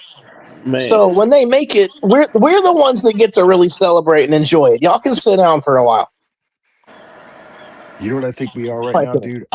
You know what I think we are right now? I think we're the 90 Cowboys. Yeah. We're the 1990 Cowboys. Like, we just don't have a quarterback. That's the only thing. Right. Yep. But we're the 90s Cowboys. We're the 1990 Cowboys right now. Like, we're on the cusp. Like, we got some talent, you know, on the team. Right. It's just, you know, we need the right coach and the right combination of players. And I don't know that. Because, you know, it's funny, man. I remember when we brought Jimmy in. At first, I was real skeptical. Even though he had won a title with Miami, everybody knew who he was. I was skeptical. And I didn't really start believing in Jimmy until 91. Wow. I was not a big believer in him until that season when we finally beat the Redskins, who were the most dominant team in the conference, really, at that time. Yeah. When we beat them fuckers in 91, that was huge. Like, you know, beating those guys, like, finally get over the hump. And then that's when you started seeing it. Like, man, this team's got some potential. You know, and then 92 happened. I don't think we're there yet. Or I think we're a couple of years away from that. You know, we need to get a quarterback in here, you know, and we need to continue to build this defense. I think, you know, we can have another Herschel Walker trade if you had one. I don't think you're going to be able to pull something like that off again. I mean, I don't think you got to get two teams that want to play ball. I got a suggestion. Yeah. What, George Pickens? No, CD Lamb. I would be for it, bro. I would not be mad if they traded CD and kept Pickens. I mean, hey, he's been productive over the years. He's been, you know, now honestly, a cold stat, CD has actually declined since that 1,700-yard season he had. He's been on the decline. I know that's crazy. Bro, CD's a good player, man. Don't get me wrong, bro. I appreciate what he's done for us, but, you know, I've seen that fucking dude have games where he's got 3 or 4 drops. Yeah, that Philly game really pissed me off last year. Man, for that, we will sweat Philly. CD buffering, you know, like Will was going off about that shit, man. Well, he's buffering. He was pissed about that shit. I called him after the game. He's like, fucking CD Lamb. He was pissed. He was like, fucking CD Lamb, bro. I'm about to fucking murder this motherfucker. I was like, what's his problem, bro? He's like, he's buffering. He's buffering. I was just like, that's fucking perfect.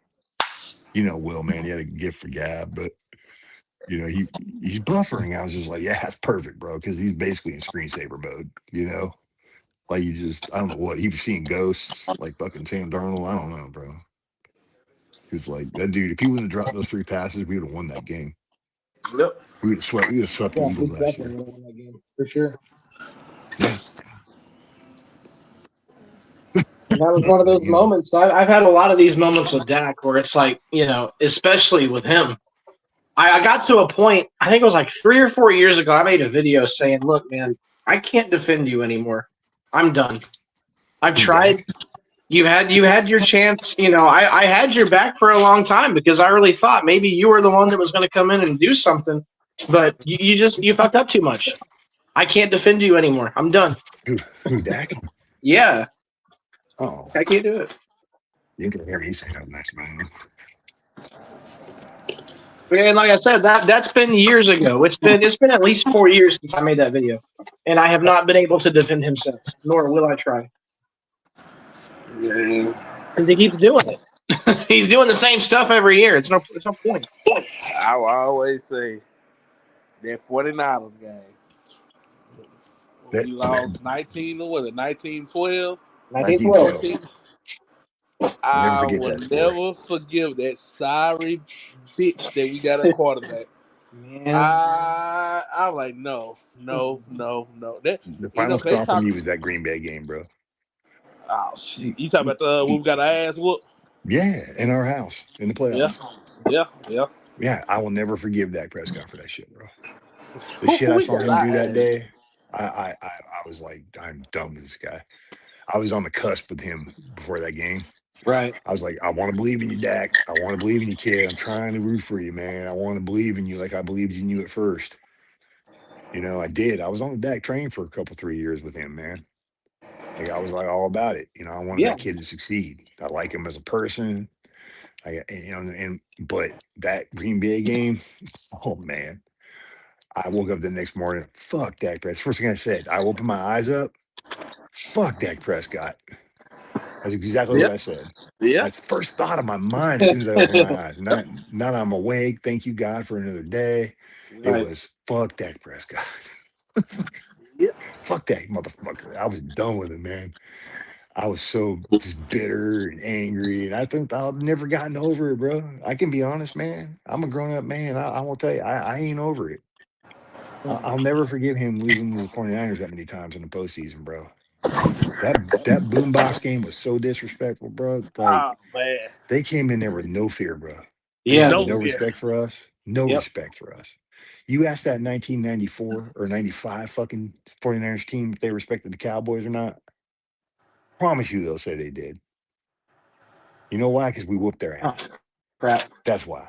Exactly. But they respect. I guarantee them 49ers teams respected all of these on our team. Exactly. I guarantee because it was us and them every year. For like 5 years, dude, it was us and the 49ers. Man, it was just every fucking year, dude. It was us. Yeah. Like you say, they I mean, hey, they just show, like I said, they just show respect, man. I mean, even the players, like when they talk to the players from the teams, and they talk about they talk about the the old days, and they say we respect them guys, true ballers, true sportsmanship, but man, like today, oh hell no, they don't go fuck. I saw this interview the other day with Trent Williams. And they asked him what his coming to the NFL moment was. Mm-hmm. And he talks about the first time he played the Dallas Cowboys, and he had heard up all week, all year, hearing about from the guys on his defense. Man, that D-Ware ain't no joke. That dude ain't no joke, bro. Oh, you better buckle your chin strap when you play that dude. And he said, I was thinking to myself, man, this dude can't be that good. Mm-hmm. He said, I'm about that life. You know what I mean? I'm Trent Williams, man. D-Ware just don't know me. He said, I came into that game super confident. I'm going to lock this dude down. He said, first fucking play. Dude went outside on me. He said, I stepped out, and that dude cut inside so fast, I had zero chance. He said, that dude, and he sacked my quarterback. First play of the fucking game. He said, it's going to be a long night. Yeah. He went back to the sidelines, and one of the D linemen said, I tried to tell you. That dude ain't no joke, man. Like, I thought that shit was hilarious, man. He's like, yeah, D-Ware, man. I didn't know. I thought it was all hype. He said, I didn't know that dude was that nice. He said, I found out the hard way. But that's respect, bro. You know what I'm saying? Like, we ain't got nobody on this team that does respect. Right. They didn't respect Micah. No. You know what I'm saying? They didn't. I mean, he had athletic talent, sure. There've been plenty of dudes come through Dallas that had athletic ability. Mm-hmm. Ask Joey Galloway. You know, look at all these fucking talented dudes. Rocket Ishmael. Fucking, the list goes on and on and on, bro. Eddie George. You know, all this talent, man. Fucking Greg Hardy. I mean, Albert Hainsworth. You name it, bro. We brought all the names in here. Exactly. You know, always in there at the end of their career, but there are plenty of dudes with all kinds of athletic talent, man, that rival, you know, Micah Parsons. Man. You know, but how many fucking rings are put in the trophy case? None. You know what I'm saying? Like, none. I said, how many rings did Got they put about in as the many rings as Jesse Holly has touchdowns. Shout out to Yeah, bro. Love you, bro. I think shit, man. I could probably make that play in the NFL. You know what I'm saying? Yeah. Like, I'm not now, but maybe 20 years ago. You know? Now, fuck no. I had two good arms right now. tomorrow. If I had two good knees, bro. I jumped out of airplanes for a living for years, bro. You know what I mean? Like, my knees are fucked. You know, like my knees are shot, bro. Like, Man, I can't barely run, bro. You know what I'm saying? I can't, because I just can't do it anymore. But so I didn't know way I'm playing in no damn NFL. Them kids would kill me. Man, man, when you jumping out some choppers, man, how much did one of the parachutes weigh? How much one of the parachutes weigh? Yeah. Just the pack, just the parachute in the pack tray and all that. Probably, I'd say a good 30-some pounds. Oh yeah. You know, maybe a little more. The T10 was a little heavier than the MC1-1 Charlie. -1 Charlie was a steerable chute. But the Ram Air chutes, when I went free fall to that side of the house, them Ram Air chutes are surprisingly heavy. They're a real big parachute. Like, it's crazy. But they're about 30-some pounds, you know, give or take. You know, plus, but here's the other kicker, bro, is that if you got a ruck and you're jumping static line, even if you're jumping free fall, your ruck goes on the back of your legs. But if you're doing static line jump, like you think the traditional airborne, you know, like World War II and stuff, like it's called static line. You got that ruck on the front of your legs and you can't barely fucking walk. And that ruck weighed 90 pounds, depends on what you got in it, but what your duty position is. You know, like Mortarman, they got to jump the base plate in the tube, and that shit's heavy as shit. You watch them dudes fall out the door sideways. But yeah, it just depends on what your duty position is, how much shit you're carrying. You know, if you're an RTO, you got 2 radios in your ruck, and them shits are heavy. You know, so you're sucking hind tit. You know, I was an RTO for years as a Joe. Fuck, I did every duty position just about. But yeah, man, but that shit is, my knees are shot, bro. There's no way I'm playing in the NFL. Them dudes would kill me. I wouldn't even bother. You know, I mean, when I was in my 20s, I can get a couple plays. You know what I mean? I was in good enough shape and I was in good enough athletic. You could have got a couple plays out of me. You know, I might, you know, sun shines on a dog's ass some days. You know what I mean? Like, you know, but yeah, I could not now. Hell no. I'd be like that dude. I'd be laying on the field face down, bro. Hey, man, you got that like Calais Campbell, man. You know, Calais Campbell can do it. You can do it. Shit. He's still younger than me, bro. He's still younger than me. What is he in his 40s? Yeah, I think 40. Yeah, I think Calais is in his 40s. I'm a man. He's 40? I thought he was older than that. How is Calais Campbell? Google it, bro. Google it. Yeah. Calais Campbell. Hey Siri. Just kidding. I don't have Siri. I don't know. You don't have Siri on your phone? Nope. We broke up. Oh man, you and Siri. You guys are on the outs. I guess things aren't serious anymore. Yeah. He's 39. Oh really? I thought he was older than that. Shit. Yeah, 39. Born September 1st, 86. Okay. Well, there you go. So we were born the same year, but I got him by about 7 months. 8 months. Yeah. But that, like you were talking about, are we going to bring in a pass rusher? He's like the only one I would even halfway consider because it seems like he's just defying time. Who? Weird how he's still doing Campbell at his age. Yeah, he's still very productive. He really is. I would consider Bobby Wagner. I think he's still got a little something left in the tank, bro. If nothing else for the leadership and for the. That's what I'm saying, man. Just a goddamn leadership. Man. You know, help these young kids, man. Yeah. We don't. I mean, what veteran do you have that's going to help these guys run these teams? Oh, I forgot. No, we have. We've got. What's the Caleb Downs?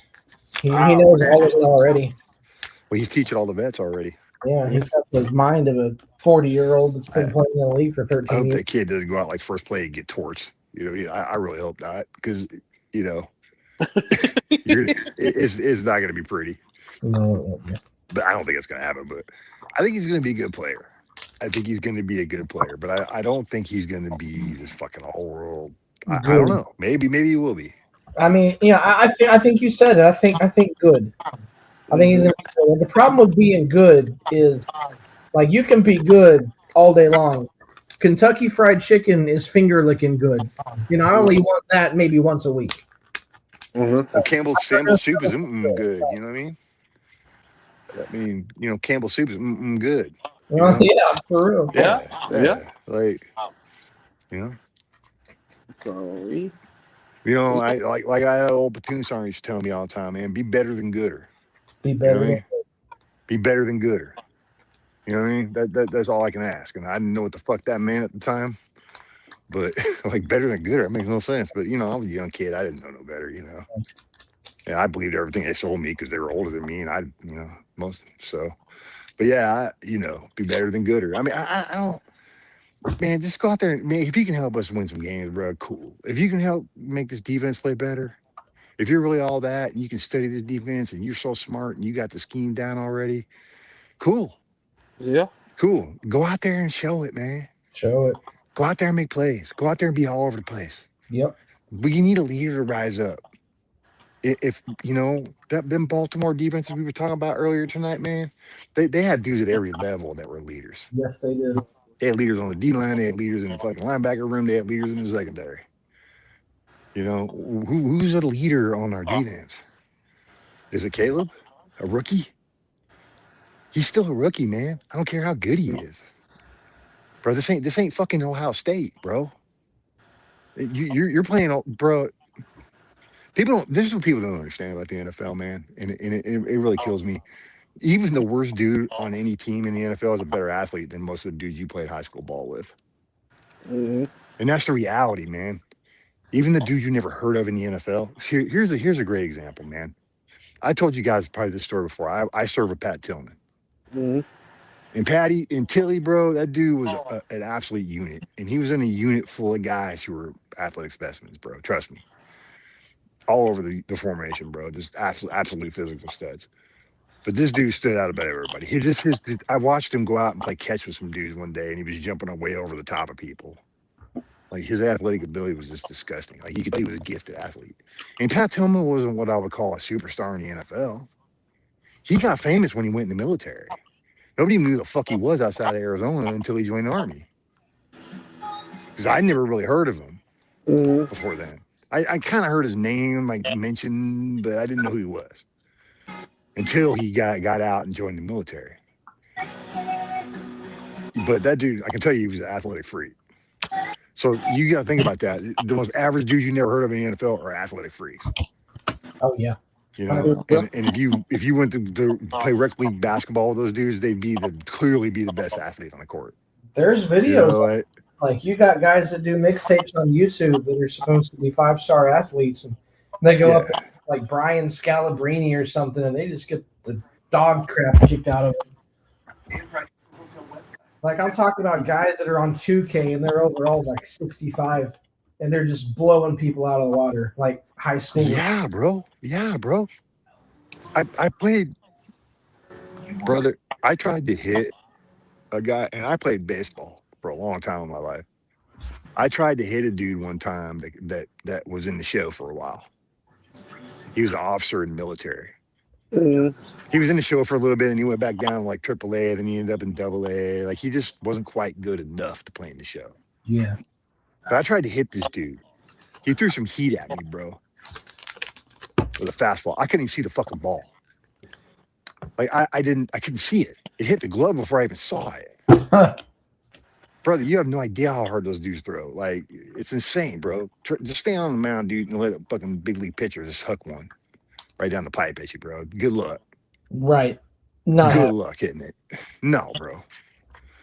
No, it's insane, bro. And that's just is a real eye opener. It's like how good the superstars in the NFL are. Incredible. Like how great athletes those guys are. They're just gifted individuals. They got touched by the hand of God when they were born. Yes. And they were just. Right. I mean, they don't just wake up. Like I played when I was in high school. I played ball, and we had a tournament that we played at the end of the year. And we were on a roll. We were doing pretty good. We're thinking, hey, we might be able to win this thing. We played Poplar Bluff High School in Poplar Bluff, Missouri, and they had this player on their team named Tyler Hansbrough, and I had to guard him. And yeah, let's just say he dropped like 30 on me in the high school game. Yeah. The kid ended up, if you don't recognize the name, Chad, he ended up going to North Carolina, won a national championship, played for the Pacers. Like, these guys are crazy good. You remember there was the running back that played for the Miami Dolphins for a while. His name was Myles Gaskin. Yep, Myles. Yeah. He was the super when I was in Second Ranger Battalion down in Fort Lewis, Washington, up in Washington State. He played at Spanaway High School. He was a fucking superstar. Like the kid played basketball, baseball, football, just a fucking stud, man, right? In all the papers. Just absolute fucking unit of an athlete.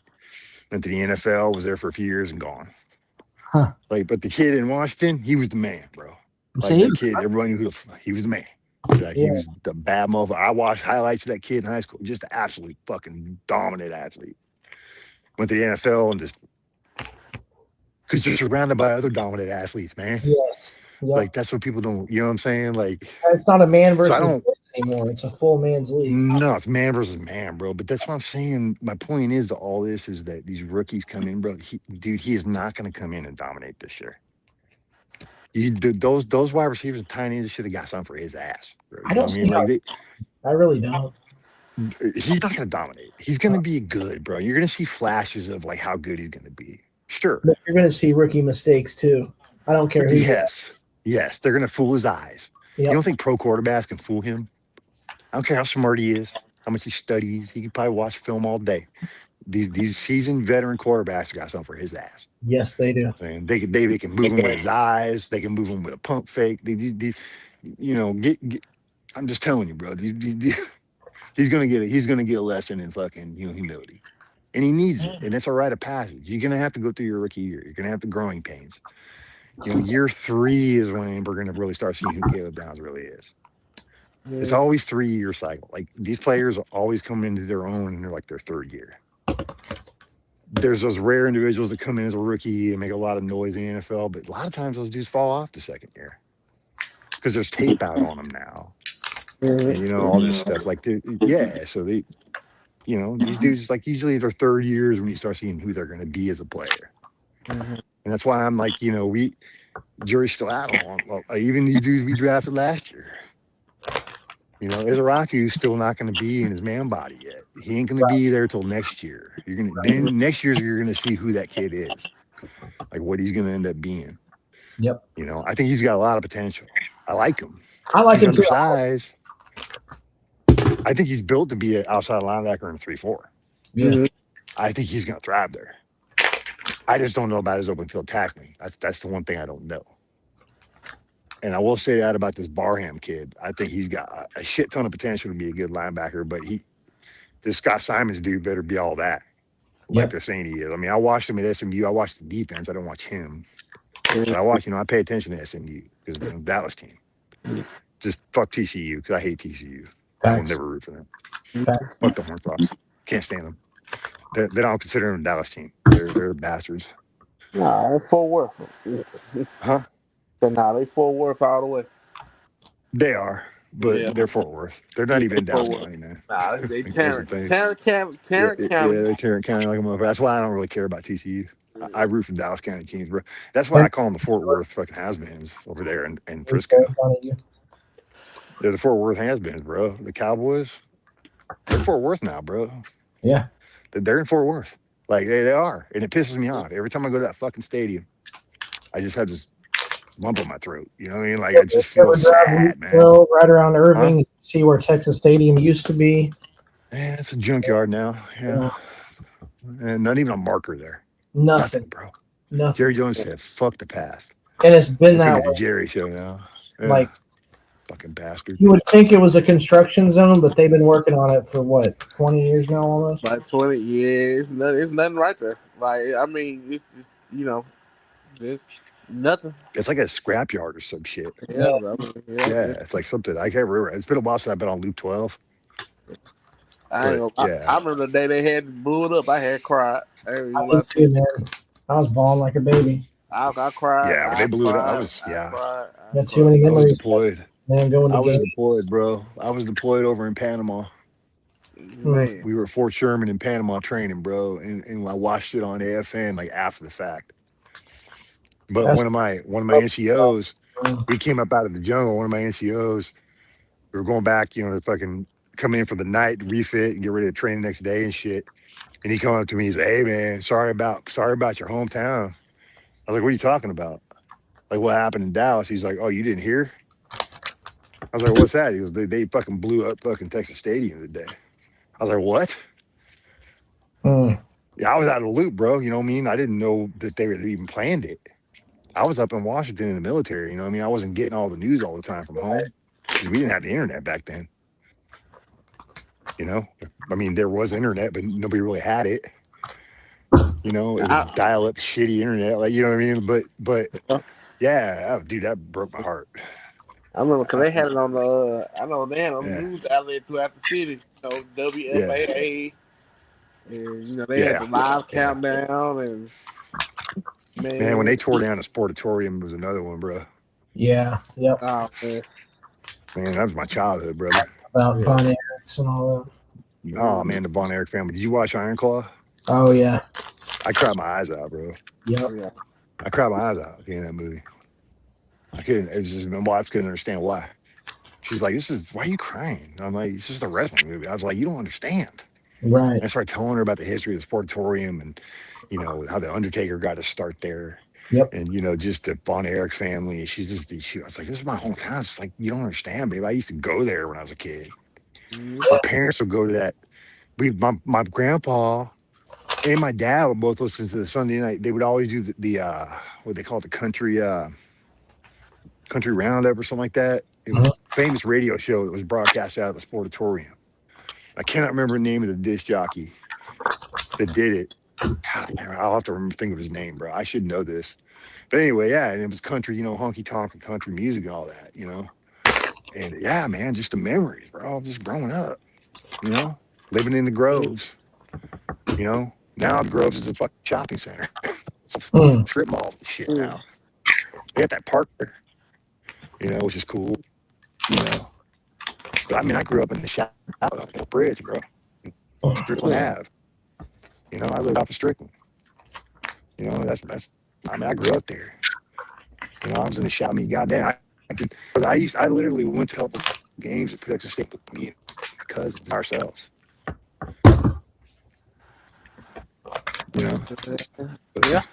Yeah. Wait, I'm hang up with y'all, man. It's getting deep. Yeah, it is. It's almost midnight. Yeah, we've been. Yeah, gonna be working in the morning. Got a big day. Of course, got game 3 tomorrow. So, Doc, I'm gonna be nervous as hell all night tomorrow night. Man, it's gonna be all right, man. Like I said, we're gonna be, we gonna be in there to support you, man. And hey, we're gonna be in there. Like I say, the TikTok algorithm is gonna bless you. So trust me. Set it up, man. I'm telling you. I mean, trust me. I mean, you having a mega sale, and with the cards that you have, oh man, like I say, you have no choice but to tune in. Just tap in. Just look. For real, and I've spent so much time working on this. Like, I'm still right now putting cards in mystery packs. And I set up. I went through and set up manual options. Yes, everything gonna be fine. 4 hours doing that. I put a lot of work. Everything's gonna be fine. So I'm at least prepared. So that's good. Get this great May in here. I was gonna do a test run actually before I got off, just to make sure I'm doing this right. Oh yeah. And then I'm gonna call it a night. But man, hold on, Duke. I can't hear you. Hold on. I think. Well, I'm my Doom my laptop on. My phone died. I'm on my laptop now, so I might not be as loud. But I want to try to do a test run real quick before I go for the night. So somebody stick around, Brando, somebody, I don't care who, but somebody stick around just for a second while I'm going to put this box on the table. Oh, there's Doomsday again. Or Doc. Doc is here. Let me add that. There's the right one. My bad. Yeah. Let me get this imposter out of here. Yeah, went out on me. True. But like I said, everything gonna be fine, man. We gonna be in there, and TikTok gonna bless you. Algorithm gonna put everybody off in there. We'll have a good time. For sure. I put a lot of work into this, and at least I can say I'm prepared and I'm ready. And it's gonna look good. Nothing else, it'll look good. Oh yeah. And somebody's gonna get a lot of really good stuff. I'm trying to tell you, man. Like, for what people are about to see. Like, you can't find. I mean, I haven't seen no TikTok. So, and I didn't know you had the other card. All them cards you've been packing up. I didn't know you had all them. So yeah, and then that was just maybe a third of it. Like, I just now finished. Like, I think between the time I got your box open until right now, I just finished putting on my Funko Pops in these mystery bags. So that's how many Funkos I have. I'm loaded down with all kinds of stuff here.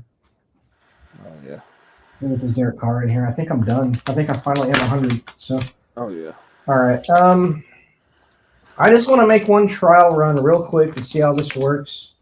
Let me look for a box real quick. I got a box back here I'm going to use. Okay, it's right here. So I just want to set this up real quick and test it out and see how it goes.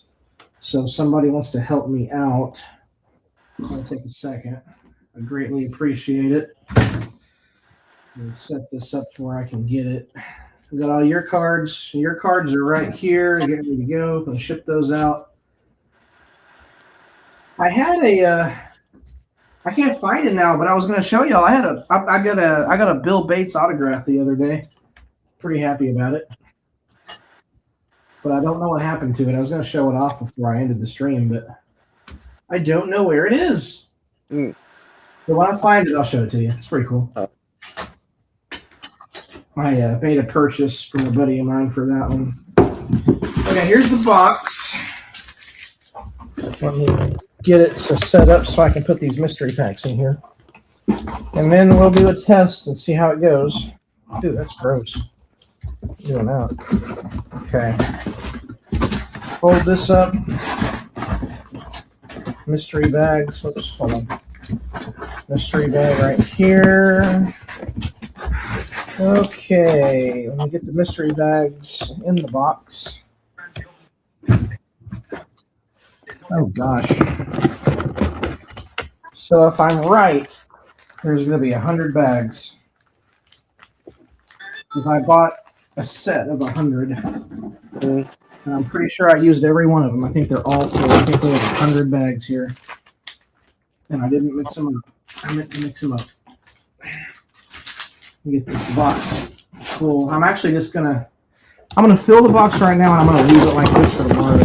This will be the actual box we use for tonight. So again, exclusive. You guys get an exclusive that nobody else gets. YouTube will always get the best deals, the best exclusives. Like, I'm gonna grow on TikTok, I'm sure. And as the business grows, you're going to see TikTok going nuts. But YouTube will always get first dibs, and you'll always get all the behind-the-scenes content that nobody else gets. So, nothing else. Thank you guys for joining me on this journey, man. It really means a lot to me.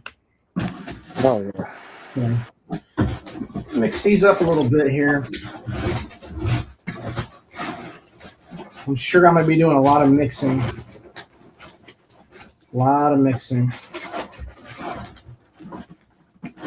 Here, I can actually put the phone up here. I can actually go ahead and turn the camera on for all this. Mm-hmm. Man, I'm gonna have to mute myself for a second and then kick myself out. Yeah, man, you're right, Brando. No Eagles fans tonight. That was nice. Hey, it's a nice stream, man. Oh man, that was fun. Yeah, I like that. All right. I'm gonna mute myself and then I'll be right back. All right. Oh man. Okay. I'm here. Okay. Uh-oh. Get out of there. Okay. All right. Make sure the echo is gone. Let me put this on the mount. Oh yeah, that's nice. Oh yeah.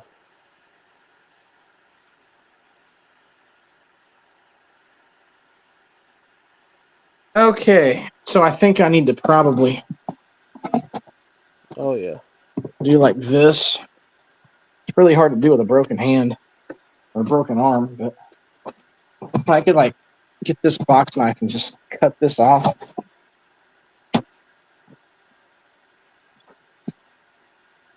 Oh, jeez.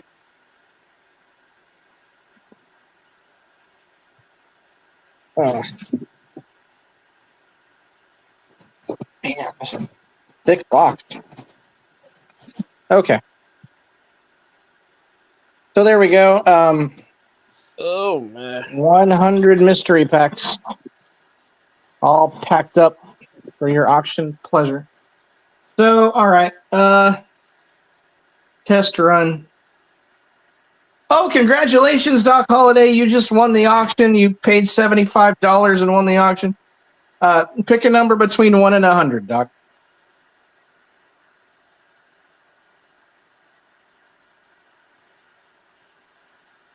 Any number. Hey. A number between 1 and 100. What number do you want? If y'all can hear me. Yeah, I hear you now. We're gonna get up off here. Been All good right. talking to everybody. I'll see y'all next time. See you, Doc. Thanks for stopping in. Have a good night, brother. Appreciate you. Brando, give me a number, 1 to 100. Let's test this out. Somebody in chat, anybody, give me a number, 1 to 100. We're going to test this out and make sure this works. 1 to 100. Any number at all. 82. Look at you. All right. So, you know what? Well, never mind. Okay, fine. 1,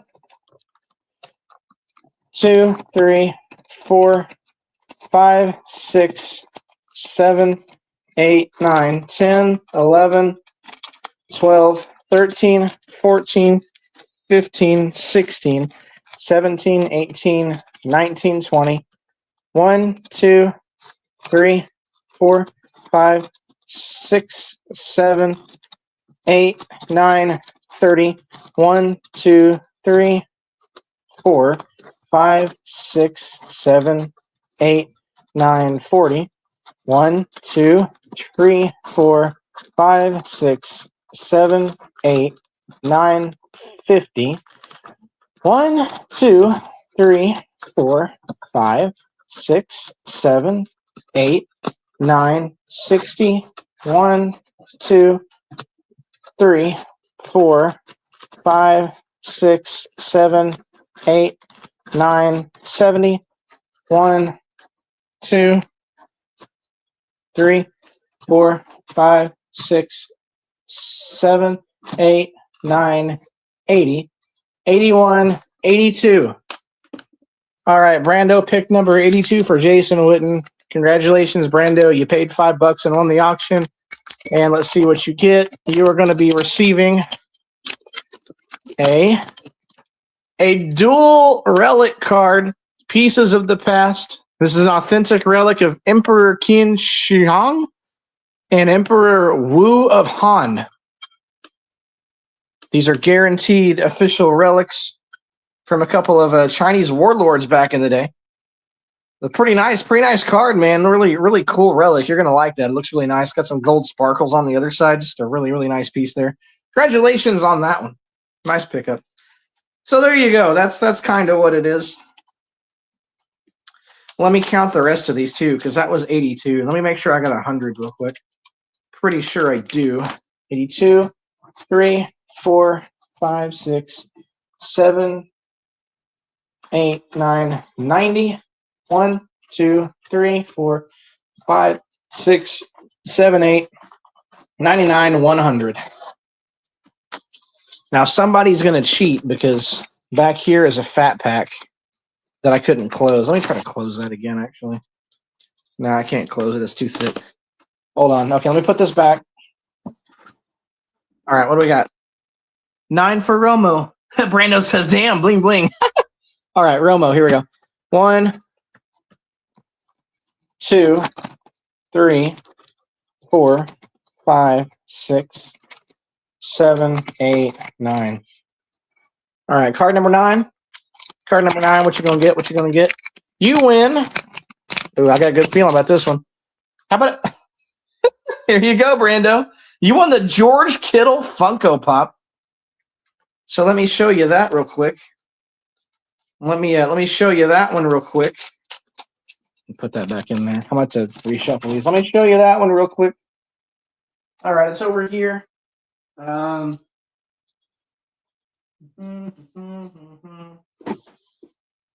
there he is. Oh, gosh.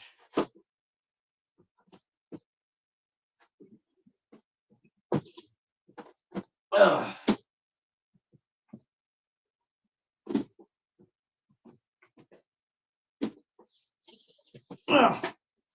We're going to have to come up with a system to retrieve these Funko Pops, but yeah, you got the 49er player. There you go. You won the George Kittle Funko Pop.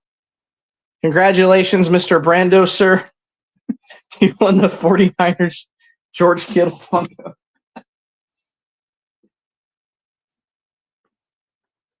And I do want to stress, too, the other thing that's funny about that is these are not all sports Funkos. Matter of fact, I only have 2 football Funko Pops and Kittle one of them. That's pretty funny. Yeah, Kittle's one of 2. Send it to A-Bomb. Hey, if he comes to the stream and wins it, he can have it, dude.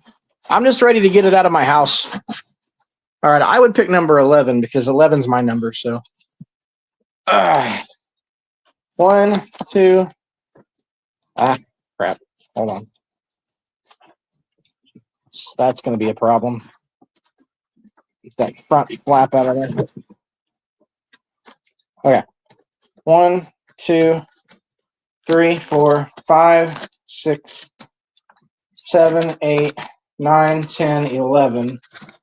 So if I were to pull one, Mini Duke's asleep. Or he's supposed to be. Ooh, I won the Nate McMillan autograph from the Seattle Supersonics, the fast break Nate McMillan auto. See, I'm telling you, man, there's nothing bad in these. Like, if you win a $1 auction, you're making your money no matter what. Like, these auctions should go up to $10-15 a bag. Because, I mean, these are not dollar cards. And then, like I said before, there are hits. Like this guy right here. I've got a Maximilian Pegasus autograph. I'm going to actually put these in the background so people know they can win them. I got to figure out how to do that. Yeah, like that's a chaser. Here's another one. Here's another chaser right here. I don't know where to put them, though. See, that's a Gaston autograph, Beauty and the Beast Funko. So that's a chaser. And all kinds of good stuff. I wish I could back this up somehow. Maybe I need to back the camera up. Maybe that's the solution to my problems. Maybe I just back this up. Like that. You'll see my autos. 22 for Emmett. You got it. You got it. See, maybe I do this. Maybe I do that right there. Yeah. Okay, 22. 1, 2, 3, 4, 5, 6, 7, 8, 9, 10, 11, 12, 13, 14, 15, 16, 17, 18, 19, 20, 21, 22. 22 right here. 22 is going to be the Yellow Ranger Funko. Like I said, like a third of these are going to be Funko Pops, including autographed Funko Pops. Obviously, a lot of autographed cards, too. Let's see what Emmitt Smith won. He won this guy right here. Where is it? I just had it. Here it is. Go Power Rangers. Da da da da da. Go Power Rangers. Da da da da. Yellow Ranger.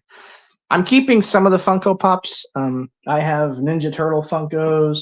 I have a Mars Attacks Funko that I want to keep because I really like him. So yeah, I'm not giving away all of my Funko Pops, but there's a lot of Funkos in here. So definitely some possibilities if you like Funkos. Yeah, a lot of really cool stuff there. Okay, well, I feel pretty good about it as far as the setup goes. I think we're going to be okay. Let me give you guys a link real quick here. Let me turn the camera off. All right, you guys give me a minute. Hang out. I'm gonna post my TikTok link to my shop real quick for you guys. Okay. Don't care about that. Don't care about that. Care about.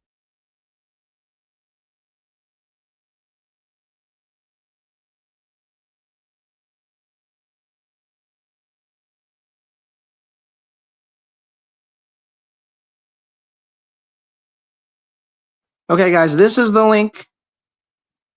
You saw an SGA Funko? I've been looking for an SGA Funko. I have been looking for one of those really bad because SGA signs everything. So if I could get my hands on an SGA Funko, I know I can get him to sign it. I'm 100% positive I can get him to sign that, and I would not sell that for a penny. I'd keep that sucker. You know what I mean? That's my dude. I love SGA. I love him, and this is the thing people don't see with him. But I think I told you guys this too. It was during the playoffs. He came to OKC, and he was at the Children's Museum just playing with his son at the museum in front of everybody. And nobody like bombarded him. Nobody harassed him. You know, everybody left him alone. They just watched from a distance while SGA played with his kid. You know, it was just the coolest thing, man. Like,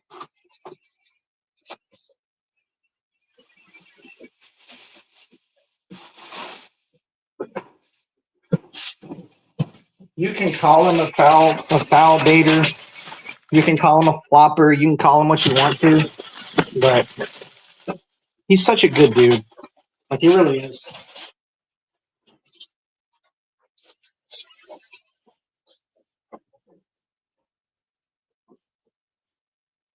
He's always been super humble, and like, I love Wemby, and I love the fact that Wemby came out and said, "Yeah, I want the MVP. Yeah, I got to get some of that." But Shea has never been like that. He's always like, you know, I won this because my teammates are so good. Like, he's always so humble, dude. I love that about him.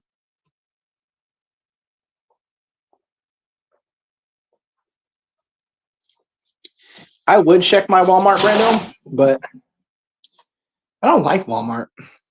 Like, they're corporate America. I'm not a fan of Walmart. Never have been. I don't like spending my money at Walmart because, being transparent, I worked at Walmart for quite a long time. That's actually where I met Lady Duke. We both worked at the same Walmart together. I was in management, and she was in the bakery. And I kind of wanted to marry the cutest bakery chick I could find. So I married Lady Duke. I remember she would always put like all the donuts on the shelf and like the cookies and the muffins and stuff. And I'd always be like, man, I kind of wish that cute bakery girl would bake me a cake one day or something like that, you know? And Yeah, we hit it off. We got married, and here we are. We've been married 8 years almost. It's unbelievable. Unbelievable. Tag team Walmart. The thing about it was, like, technically, I outranked her. I was kind of her boss, but I wasn't in the part of the store where I told her what to do. So the other manager did that, which is great because now she tells me what to do. Oh my gosh, the Bill Bates auto. I think I know where that Bill Bates autograph is. I just remembered. I think I put it right here. Yep, here it is. I found it. Check this out, Brando. I'll show this to the guys later on, but what do you know about that? What do you know about that Bill Bates? Is that cool? I wonder if it's numbered. No, it's not. It's not numbered, but still. Bill Bates on the auto. Heck yeah, dude. As you can see, this is not in a mystery bag. I'm not giving this away tomorrow night. This is staying with Duke. Yes, sir. No, I had a buddy of mine that he owns a card shop, and he said, "Hey, I got this Bill Bates autographed card. Do you want it?" And I'm like, "Dude, do turtles have shells?" Like, yeah, I want it. Give me that card.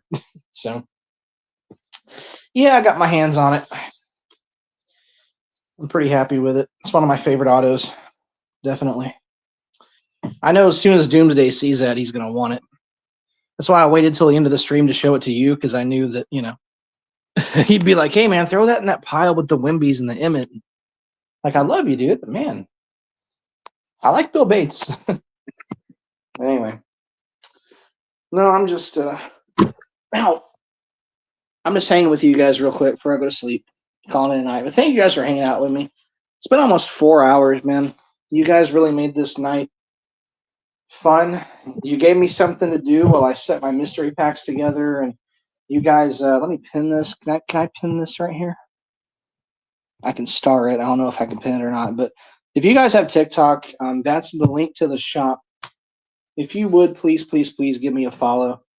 And tomorrow night is the biggest stream of my life. That includes my YouTube streams. Like, tomorrow is bigger than all my YouTube streams. It's a big deal. And I would really appreciate it if you guys stop by and hang out. You ain't got to buy nothing either. Just come hang out and watch, man. I really hope this goes off. I really do. Oh. But for now, I simply have to say thank you guys for stopping by. I appreciate you. Hope you have a good night. And hopefully we see you tomorrow over at Duke's for a massive stream.